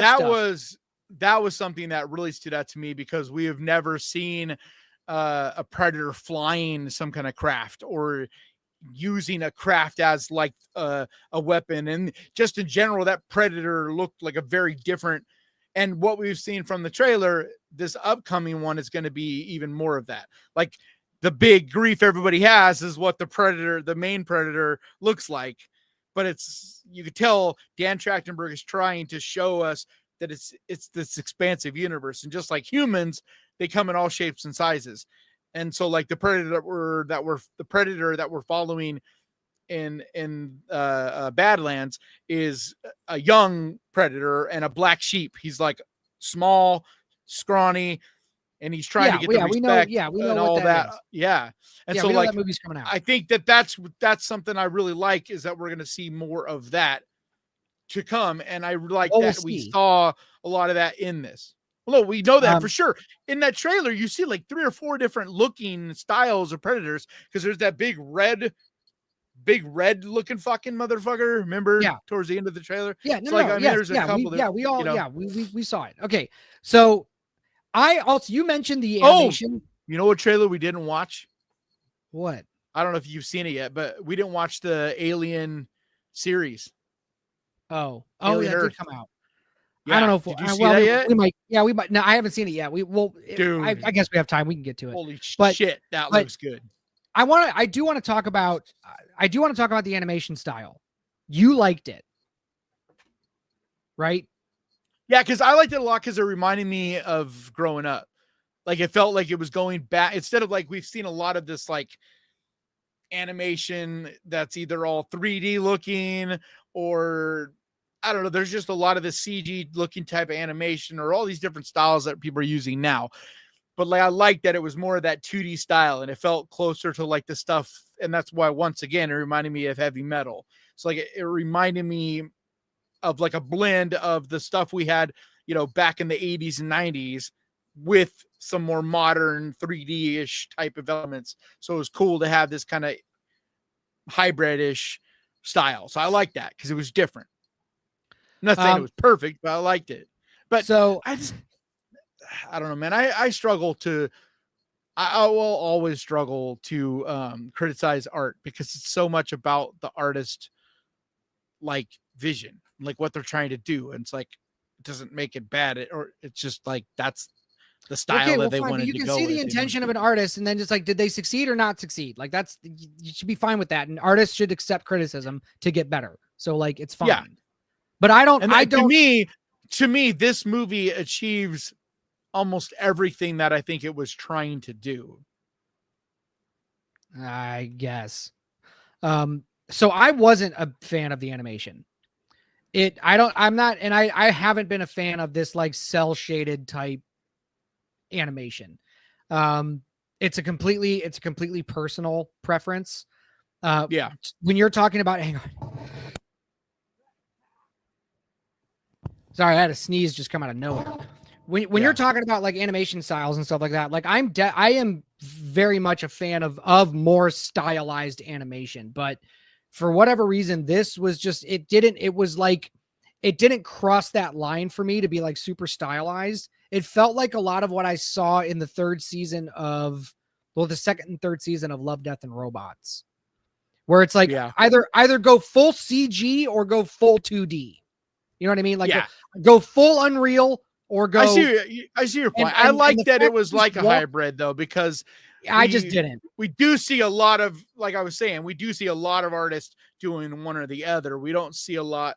And like, I like that we're starting to see, cause like, stuff like Ninja Turtles and like the Into the Spider-Verse and like, a lot of this new animated movies, I'm digging that we're seeing experimentation and, it's not all like I like some of it more than others, of course. And I'm not saying this is my favorite style of animation, but I liked it. I did enjoy it for, it did have a different enough feel to me that it didn't just feel like it was ripping off something else or whatever, Yeah, no, I mean, I get that, and I'm sure there's people out there and that like it, and I'm sure it's fine for what it is. It's just personally, it didn't do anything for me. I didn't critique it based on that. I just didn't like it. See, it's just not. And that attitude, I am fine. Like, it's only when you're like, act like a movie is a pile of shit. And I'm like, what the fuck, dude? Like, I get. But it is. This movie's bad. A movie not working for you, but it's not bad. It is bad. Unequivocally it's a bad movie. Not bad. There are elements of it that you can argue could be bad, but you cannot say this movie is bad. Yes, I can. And I did. No, you already named off a number of things that you thought were good about it, that you did like. So how could a movie be bad when there's it's still a bad movie about it?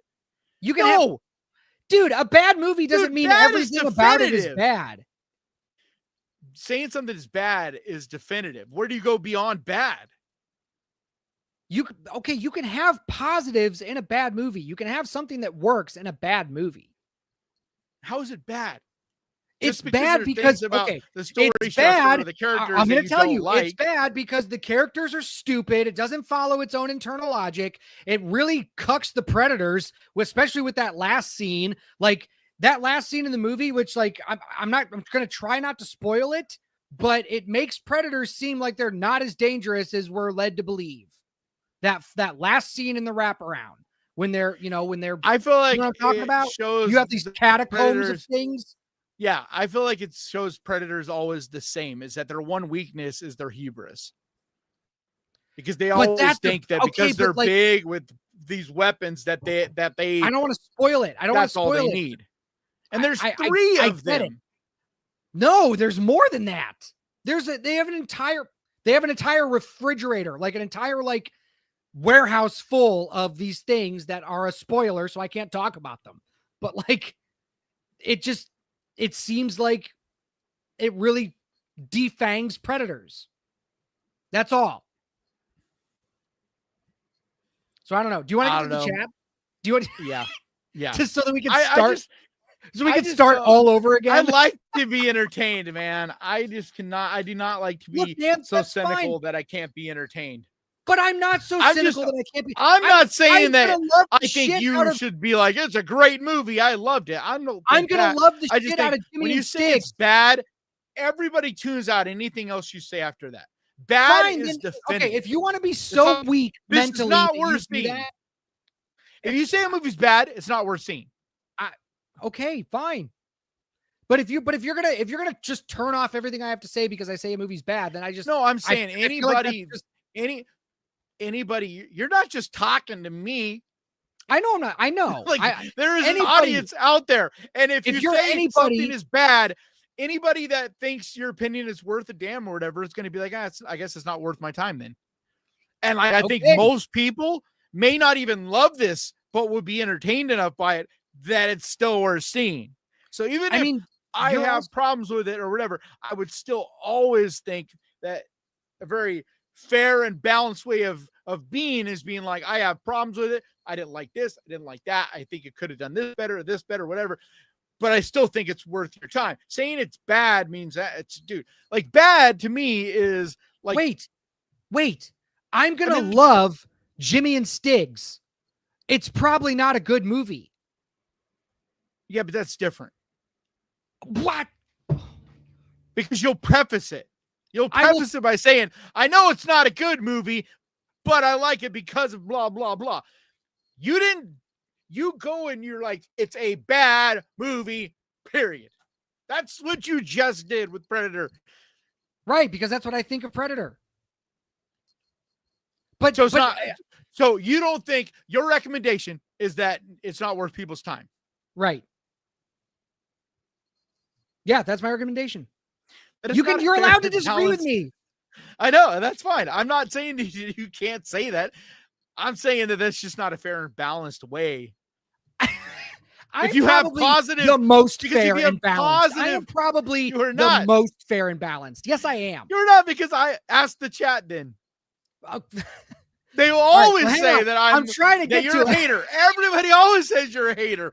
Why do you think they always say that? Fine. It's because I would just say it's not that you shouldn't have an opinion. It's just if you and go to somebody who just loves everything and comment on their shit. Oh, you're just a lover. You're just a fanboy. Like, just you have to reverse that. Yeah, and I get if that. That sounds stupid. I get that all the time. The thing is, if I'm stupid, then so does the adverse, where you're just a hater. It's like it's water off a duck's back. I don't care. Please don't bring up any political figures, good or bad, in the chat. Clever. If you can, if you can try, Okay, all right. Let me. All right. I mean, I know it's just a joke, but let me try to get through these without bringing up the fight again. Okay, let me just try to get through these. Okay. I got to scroll up just a little bit. Okay. I just think it's a very cynical way. I just think it's a very cynical way of looking at it. Wait, that's not the first one I want to bring up. Citizen Sleeve is okay. All right. John Connor, Predator versus Ninja, great story sequence.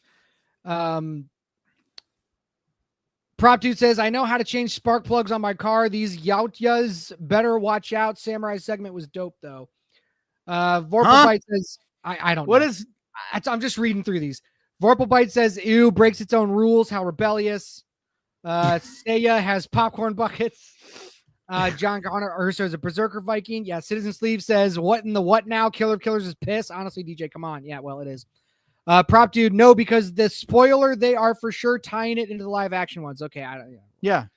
Mr. Wonderful, I agree with DJ. Chris, I'm with DJ this time. It was a bad movie. Jordan, I don't like when our dads fight. I know, but I have one. There's one person that is allowed to call me a dad. I take no responsibility for any other humans. Yeah. DJ, would you agree that the Predator's new weapons were amazing? Yes, I thought they were cool. I just wish that they were consistent with what we saw. That's all. All right, let me see here.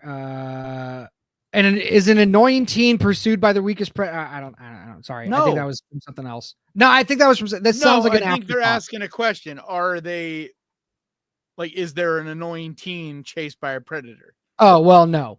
It was sort of. They're asking like a question. Yeah, no. I think the third story, he's the youngest one. Yeah, but, closest. Which is part I think why I didn't really like him. Is because he was just he just kind of had that annoying teenager. It was egregious. It was obnoxious. He had that annoying teenager feel that is written by someone who is not a teenager at all anymore. Right. You know what I mean? That type of writing style where it's that's not how young people actually are. It's how an older person sees a younger person. Yeah. The eighth and final rule, this is your first time at Fight Club, you have to fight. Okay, that might be commentary on us. Iron Seraphim says they're saying that this is Fight Club. Animated versions tend to be more exaggerated. Is that the word I'm looking for? That being said, I give it a couple hours of my time. Jamal says, well, the physics of anime and real life is different. Okay. Yeah. Fine. And you should know this. You're more into anime than me. Rules. And the anime that I watch establish their extra rules and then abide by them. I've been saying this. I felt like this did in the very beginning. It's not that Superman exists. It's that every time we see Superman, and I'm using Superman as a term for exaggerated things, every time we see him, he's the same. And when he's not, the only one you brought up was the whatever the hell the weapon is. That's the only one you brought up. That's where else is it breaking its rules? Every segment in the third story, the second one was fine. I think it established the second. I the second one was good. I just felt like everybody was you even stated in the very beginning. Your point was that everybody was amped up. Everybody felt like superhero level, and I'm like, yeah. That's because it's animated. Everything's going to be hyper real. It's going to be heightened. Not all the time. There's lots of physics and stuff. Yeah, but there's plenty of but I'm saying I know. I'm not saying it has to do that, but I'm saying the first scene in this makes it very clear this is not going to be human beings do not explode like bags of blood. No matter how hard you hit a human, they don't explode like a bag of blood. So the laws of physics are not applying here. That's what I mean by it sets its rules early on. Is this is the world where it's hyper gory.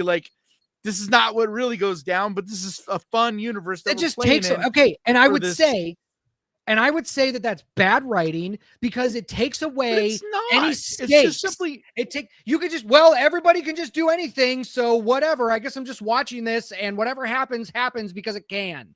That's not boring. Bad writing. That's just a choice. It's boring. I'm not arguing with that, but it's not lazy. It's just a choice. It is lazy. I'm going to get out of this. I'm going to get out of this.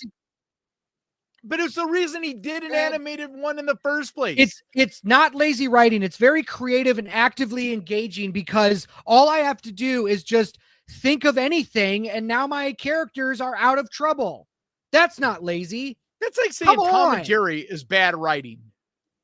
What? Because in Tom and Jerry, no one's ever going to actually die. It's part of the fun of it. That's it's like Mickey Mouse. Tom and Jerry. Animation. That's where we're at. Animation, ever since its very beginning, has always been hyper real, and the stakes aren't quite the same. That's part of why you do it. That's part of why you make it animated. I'm not saying you have to do that, but I'm saying it's a choice.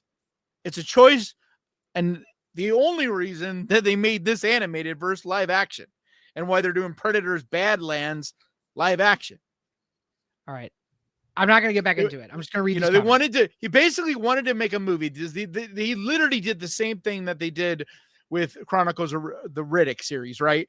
They made an in-between movie to help build out the world, set out some ground rules, do some things that are cheaper and easier to do in an animated version. And you can be a little more wild and imaginative and all that in an animated version. But it's the idea is to take and attach this one and to Badlands. And so you make this in between like bridge to get from one movie to the next. That's the idea here. It's why they're both coming out the same year. Okay. You know, David he could have two different teams. He could have his live action team and his animated team. David says, I passed on it, but I think I'll watch it tonight. Well, I hope you enjoy it. He will. There's 95% chance you're gonna like it. Saya has her dick out in between the. I just think that's so funny because like a lot of times we'll disagree on a movie where it's like 60-40. You know what I mean? Like this is like 95% to 5. Clever. I just think that's funny. I'm not saying there's anything wrong with you or whatever. I just think that's funny. Yeah, no, fine. If I say a movie's bad and that makes somebody want to go watch it, then God bless. Like, God, go. Dude, the truth is, I don't ever want to be right. I just, this is my opinion. You know what I mean? And like, I know you're the same way when it comes to that too. It's not about right or wrong. It's about, this is just how I feel about this movie. And if people go and watch it, and it's something that gets hard sometimes, is like, I get people like someone told me today, they went and bought sight unseen, went and bought the Empty Man, like spent like $30 or whatever to get a Blu-ray. It's a good movie of the Empty Man. It is, but it makes me feel like a lot of pressure because I'm like, he did it just because of my recommendation. And it's like, he might end up hating it. And he just spent like $30. I know. Clever Cleaver I'm just saying, like, it's never that we are trying to tell people what they should or shouldn't do. This is just simply our opinions. Right. Yeah. Clever Cleaver says, so it projects some weird, woke, unrealistic girl boss cinema trash water shit, seemingly just making the animation to subliminally interject the feminist ideology into cultural existence. The argument could be made, Clever Cleaver. In that one part, but it's also like there's a billion other badass fucking guys too. It's like, and the way she survives is not by being more badass than the Predator. Like, she survives literally because her son sacrifices himself. I love how Saya uses my full name in all of her comments. I cracks me up. She says, "Can you imagine?" And she misspelled the fuck out of my name. Thank you, Saya. She says, "Can you imagine 8-year-old? Can you imagine 8-year-old DJ and Kanan doing this podcast? It would be the same thing." But that's why I love it. Probably. No, I was really quiet. Like, I was pretty shy when I was a kid. I was a listener. I still am, which might seem crazy to a lot of people to hear, but I am someone that always would rather listen in the background to conversations, you know what I mean? And people that know what they're talking about. Yeah. That's why I'm such a podcaster. I love listening to podcasts. Prop Dude says, DJ's point is the skill gap with the other soldiers is just absurd. Anime exaggerations aside. Mervin Richardson is a new member to the... I think the story is the same for each one of them because someone sacrifices themselves for them in each one. That's so like, it's never that they're the badass. But the second one too, his brother. No, I know, but the third one, it just makes the least amount of sense, the sacrifice. I know. He literally just goes, like the old guy. He literally the plan is working. The plan is working. Yeah. And he literally just goes, you know what? Fuck it. Yep. Just fucking dies. And you're like, why? I agree.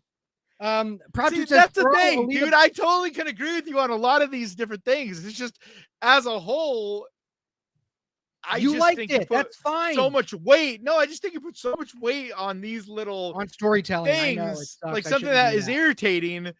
Like, but you put so little because it's this. It's not that I think there's anything wrong with putting a lot of weight on the storytelling. Like that's super important, right?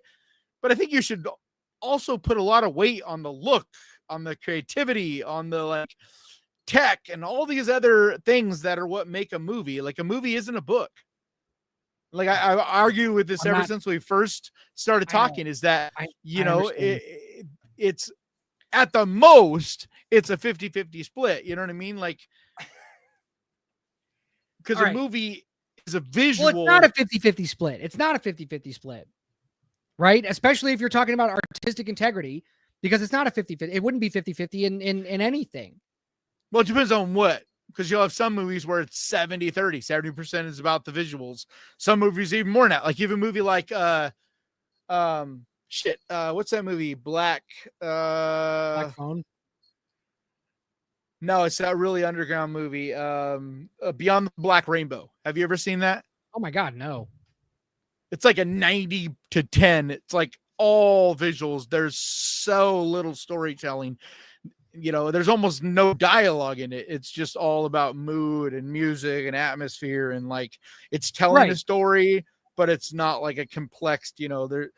So what I'm saying is, you know what? Actually, I'm not going to bring it up. Sorry. Finish. I don't want to bring this up. I'm just saying, like a story, it just depends on the project.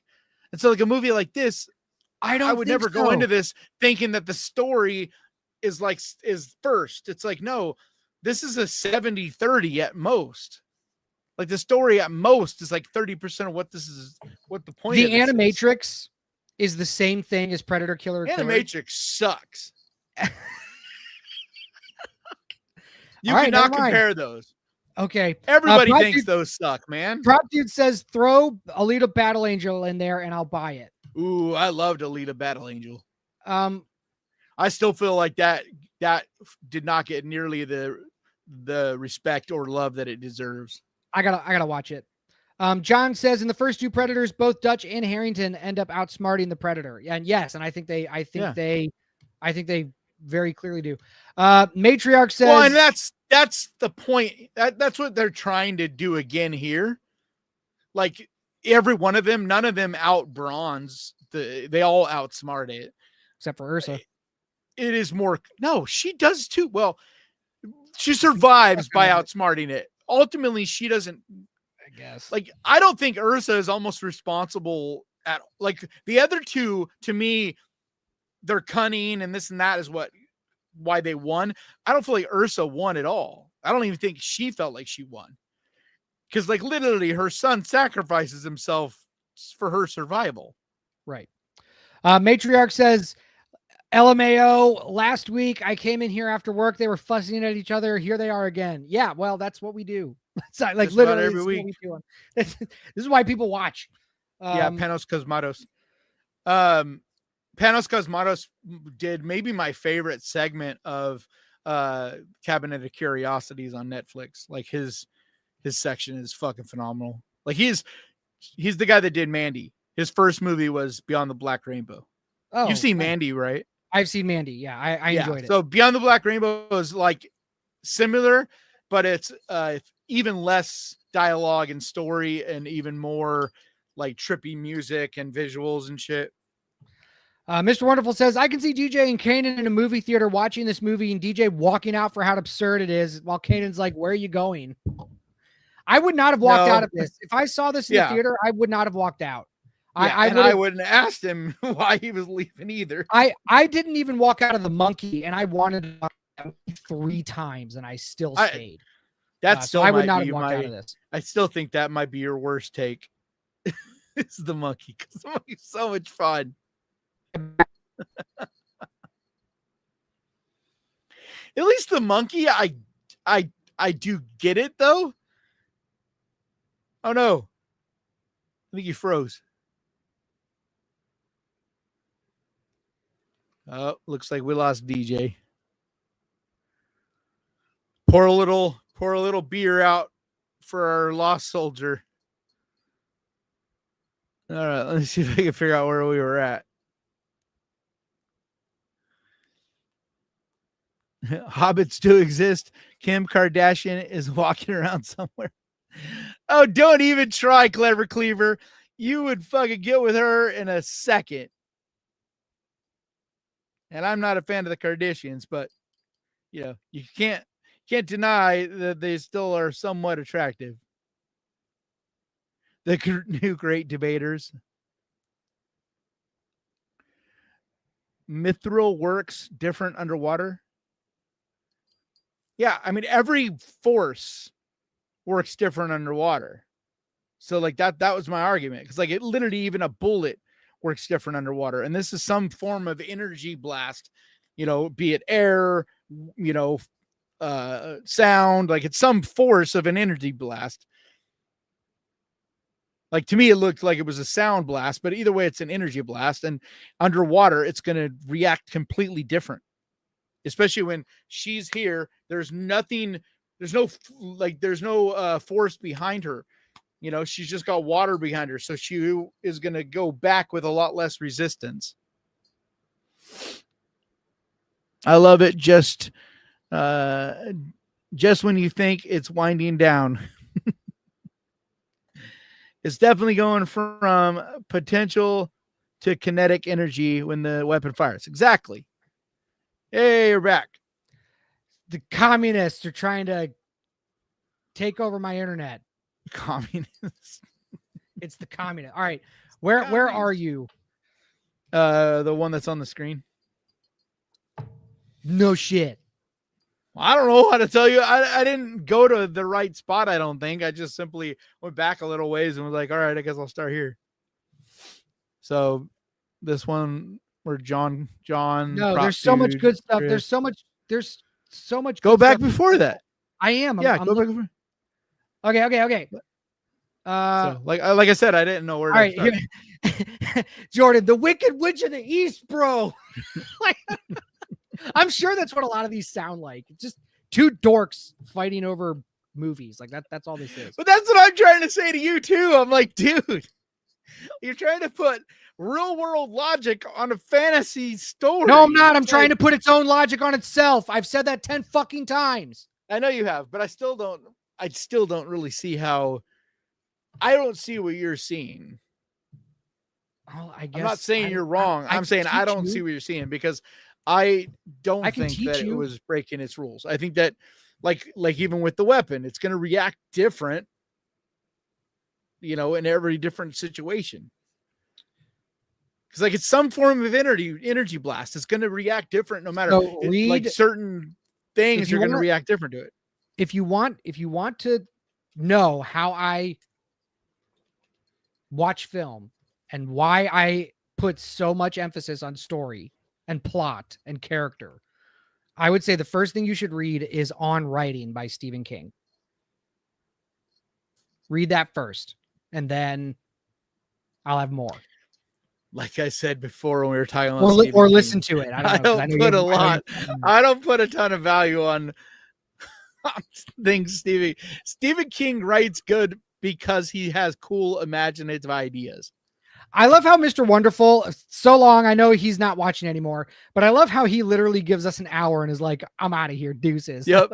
He's like, so it's already been an hour, show is interesting, peace. Yep. Well, he might be at work, like I don't know, who knows. No, I know. But I also think that it is possible that, you know, I don't know if I'd be able to listen to us argue for more than an hour either. So I don't know. I could. I also watched like stuff like this. Man, I'm like trying to finance this car, and this motherfucker has still not gotten back to me. Stephanie says good stuff. I wonder if she's high. Sorry, I don't mean to call you out. Let me see here. K Depperment says I got here late for the Flame War. Jennifer, sorry, gives us a surprised face. Welcome to the. I don't think I've seen you chat, Jennifer. Welcome to the show. See, this David, is the car I'm trying. You're to getting buy. a new car. Yeah. Ooh, what is that? It's a little tiny Mitsubishi, Oh, but it gets 45 miles to a gallon. Hey, Yeah, David and says, it'll only be like $400 a month. nice. David says Yeah. the new great debaters. Prop dude says Mithril works different underwater, bro. Yeah. Jennifer, are you girls done yet? No. But it does. Any form of energy weapon is going to react different underwater. And it will also react different in cold air versus warm air. Vorpal says cosmic energy can be blue. I guess. Oddender says, I love it. Just when you think it's winding down. Well, I was just simply saying I thought it was a sound weapon. Either way, it's an energy weapon of some kind. It's an energy blast of some kind. Like whatever it's blasting, Vorpal it's some is form getting of energy. Every time we call Ursa a Viking, he just says Shield Maiden. That's the third Shield time. Maiden. Whatever, dude. This movie doesn't care. Well, no, she does call herself a Shield Maiden, which is also a fucking Viking. And more specifically, she's supposed to be No, Shield Maiden is just simply a woman Viking. That's the Shield Maiden is what they called the women, like the women warriors were Shield Maidens. Which is also why I feel like this is even less feminist than any, because of any of the famous people throughout time, women warrior, like there really were women warrior Vikings. It's the same as like if you were to go to Africa and have like an African warrior be a woman, because in certain tribes and different times they existed. So it's different. Like the Native American, like Prey, I understood a lot of people pushing back on Prey. I get it, because yeah, dude, there would not have been a female like that. Is a lot harder for me to believe. But a Shield Maiden is a real thing. Like there really were women. There's tons and tons of Viking burial grounds that have been dug up where they find women warriors that were the Shield Maidens. Like it was a fairly common thing. You know, like there isn't a bunch of female native warriors. Like that just wasn't a thing as much. I'm not saying there wasn't any, but more of the female Native Americans or Native people would have been more like a Pocahontas type, where, you know, they were a scout or they helped with this, that, and the other. They were, you know, but they weren't a warrior. Oddender says, yeah, Kanan, your diplomacy with movies can be slightly irritating at times, but I respect and try to consider your perspective. Think about what you just said. My diplomacy. I'm being diplomatic, which is the way you should be when you're talking about anything. When you debate things, you're supposed to be diplomatic. Jamal says, from my point of understanding, what DJ's saying that it can be it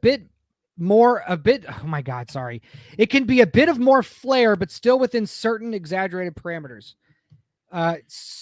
for an anime. What so far DJ's saying, I get, because his biggest issue is not so much that it wasn't grounded, was that if you're going to be to this level, stay at that level throughout the entire movie. Don't just have, when it's convenient, all of a sudden now you seem to be extra powerful. And then, you know, and I get that. Like the one that bugged me in that regard is the third one, because I felt like he's supposed to be this fucking mechanic pilot guy, right? Now all of a sudden he's flying a jet like a fucking, like one of the greatest pilots of all time. Then a plane that doesn't even have autopilot, he somehow is able to let go of the controls and climbing around on the wings and doing all this aero, like, yeah, like it's, I agree. I get all that, but I still feel like I'm more forgiving of that, because I'm like, the movie in general is supposed to just have this fantasy fun feel and not feel like you're supposed to be thinking too much about would that apply. But I'm not gonna lie, there was plenty of times in the movie that I'm like, okay, come on guys, like reel it in a little. That's a little convenient. Like, you know, I agree, but I have a problem when you say a movie like I said earlier, just bad is so definitive, but whatever. Slackwolf says, you guys are such characters. Al Triano says, hit that like or take a hike. Yes, please like the video. I'm not a character, I'm a Muppet. Let me see here. Oh, Saya. Sorry, Saya. She says, are we seeing the Hellgate trailer tonight or is that a different time? Next Wednesday. Next Wednesday, the Hellgate trailer is playing. She already asked that. You already answered it. Oh, that's right, Saya. Were you not listening to me? Maybe this is an older. No, that I'm going by the time code. She must have just not heard you for some reason. Heather answered, says we're seeing it next week. Let me see. Okay, so I think this is it. The movie Spring made me cry. Yeah, that moved me emotionally. Love that movie. So good. Gaston says DJ was actually chill and fair about the animation, even though he didn't vibe with it. If he did that more often, he might actually win a debate sometime. I win debates all the time, Gaston. It doesn't matter whether I'm chill and fair. I am fair about almost everything. You know, it's funny. I never once think about, did I win that debate? Because I didn't think that either. Like I don't ever think about it that way. I'm just like, we're just fucking discussing shit. Like I don't really think I've never really understood that in a lot of ways. Like even debate stuff, like how do you say who is the winner or the loser of a debate? Is it like if you convince the other person to take your side? Because that doesn't happen. Like, I mean, it's so rare ever that you're going to have a debate with someone that they're going to be like, you know what? At the end, you're right. I was wrong. Like, you know what I mean? So like, how do you gauge who's a winner and loser in a debate? I think it's more about just seeing it from both perspectives. It's like Mary says, I love the way my goal is always to just simply get you to see my point of view and to understand and see your point of view. Even if I don't agree with it, a lot of times I come away not agreeing with what you said still, but at least having more of an understanding on why you think that. Like Mary with this, says, I have a much clearer idea of why you feel like it was a bad movie. I still don't agree, but I at least have context now and understand the layers and agree with a lot of what you said. Mary says, I love the way you guys are debating. Chad says, enough with Predator, move on. We have nothing to move on to, Chad. We are ending the night after this. This was our main, this was the main event. I wanted him to go see, he just didn't get a chance, but I wanted him to go see Dangerous Animals, because I feel like we would have had a lot more fun talking about that one. Because I'll be surprised if you don't like that movie. Like it's not a fucking like home. I'm not saying you're gonna be like that's the greatest movie I've ever seen, but just like I was pretty confident you would like Bring Her Back. You know, I feel the same way about this. I love Bring Her Back. Yeah, I don't know if you love this one, but I didn't know if you would love Bring Her Back either. But I was confident at the very least you would like it. Oh yeah, I'm gonna go watch it tomorrow. I will. I feel like this has got some really good, well written characters too, and so like that's part of why I hope so. Because like the villain in this, like you don't get tons of backstory per se on everybody, but you get some. But more than that, like every character in it, it's something I have a big problem with a lot of indie movies is they put too many fucking people in movies. And so like when you have a very small budget, it's so much harder to make a successful movie because you're not going to be able to flesh out all these different characters. Like and you're also getting like a lot of times a bunch of not the greatest actors in your movie. But like with a small movie like this, the best ones are the ones that kind of just have a couple key people and then they just focus on those people. And if those people all have like very distinct, interesting personalities, it like gives a much better chance of being a good movie. Yeah. And like the villain of this, he's so fucking cool, dude. He's like I love him, man. He's like so unique. He's one of my favorite villains in a while. Laura says, gotta love both your insights on movies. Sorry, I just wanted to get to that. Because like he's got a lot of the elements of the guy from Wolf Creek. I'm forgetting his name, but like he's got a lot of those elements, that Aussie badass thing. But this guy is more, I don't know. It's kind of like if you were to take that guy and blend him with Buffalo Bill from Silence of the Lambs. Like this guy feels like he's kind of takes both those and blend them together and then add in the Grabber from Black Phone. It's like if you were to take those 3 different villains and blend them together, that's kind of where this guy is, with the little bit of his own as well, like mixed in. But Right on. But he's like genuinely like a big scary guy. Like he's really muscular, really strong, and just genuinely like, you know what I mean? Like a lot of villains, serial killers or whatever, like even long legs, right?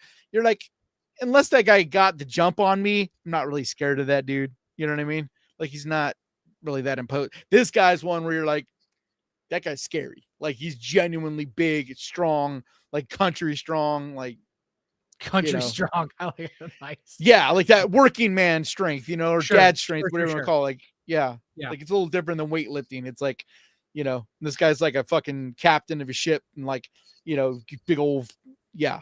So I don't know. Fucking cool. Oh, movie. Chris with a super chat, $2.49 says, thanks for recommending Bring Her Back, Kay. Amazing. That's such a good movie. I'm glad you saw it. It's such a good movie. Yep. All right. I think that's gonna do us, because I need to drink water. Man, my throat is dry. I want this car, and you need to buy this car.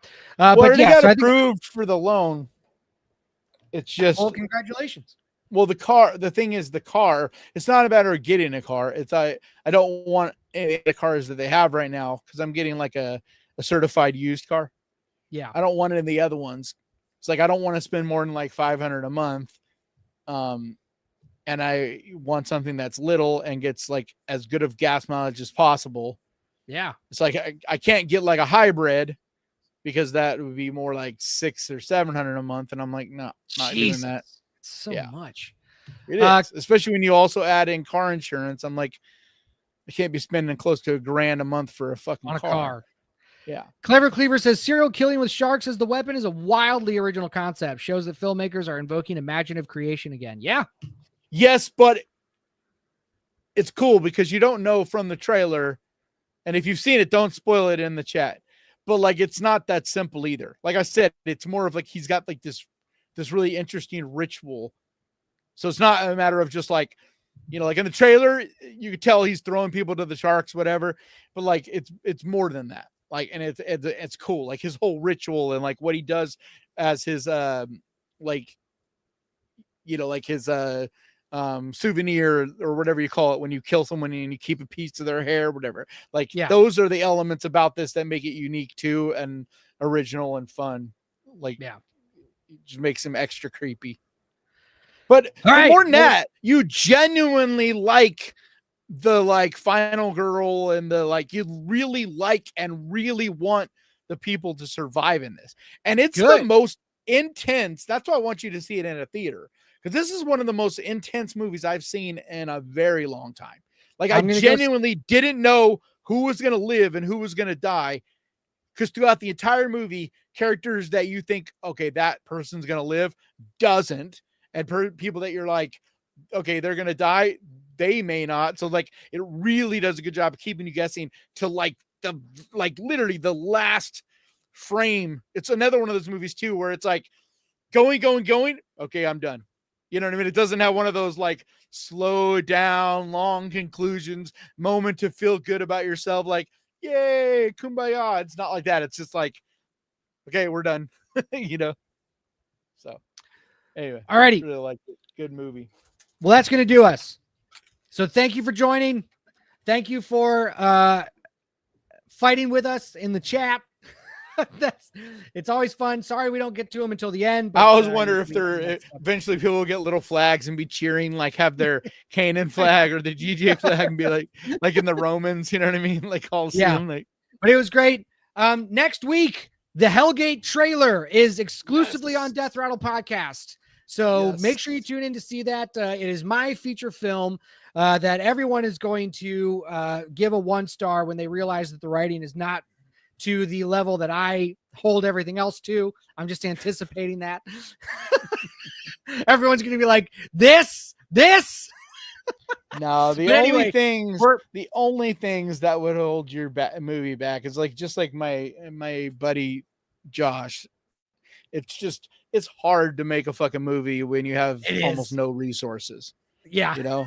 It's like, you know, if you have $1 million or, you know, then it's different. But like when you're talking about literally like, you know, tens of thousands, if you're lucky, it's super fucking hard to do, you know? And so you're always having to kind of move your writing around and figure out, okay, well, let's, you know, and like, so, and then beyond that, a lot of it has to do with your cast. Like you got fortunate and some of the people that you worked with, I think did a pretty damn good job on camera, but you know, I think they did too. All right. That's it. There are a few people. Hey, you always get it.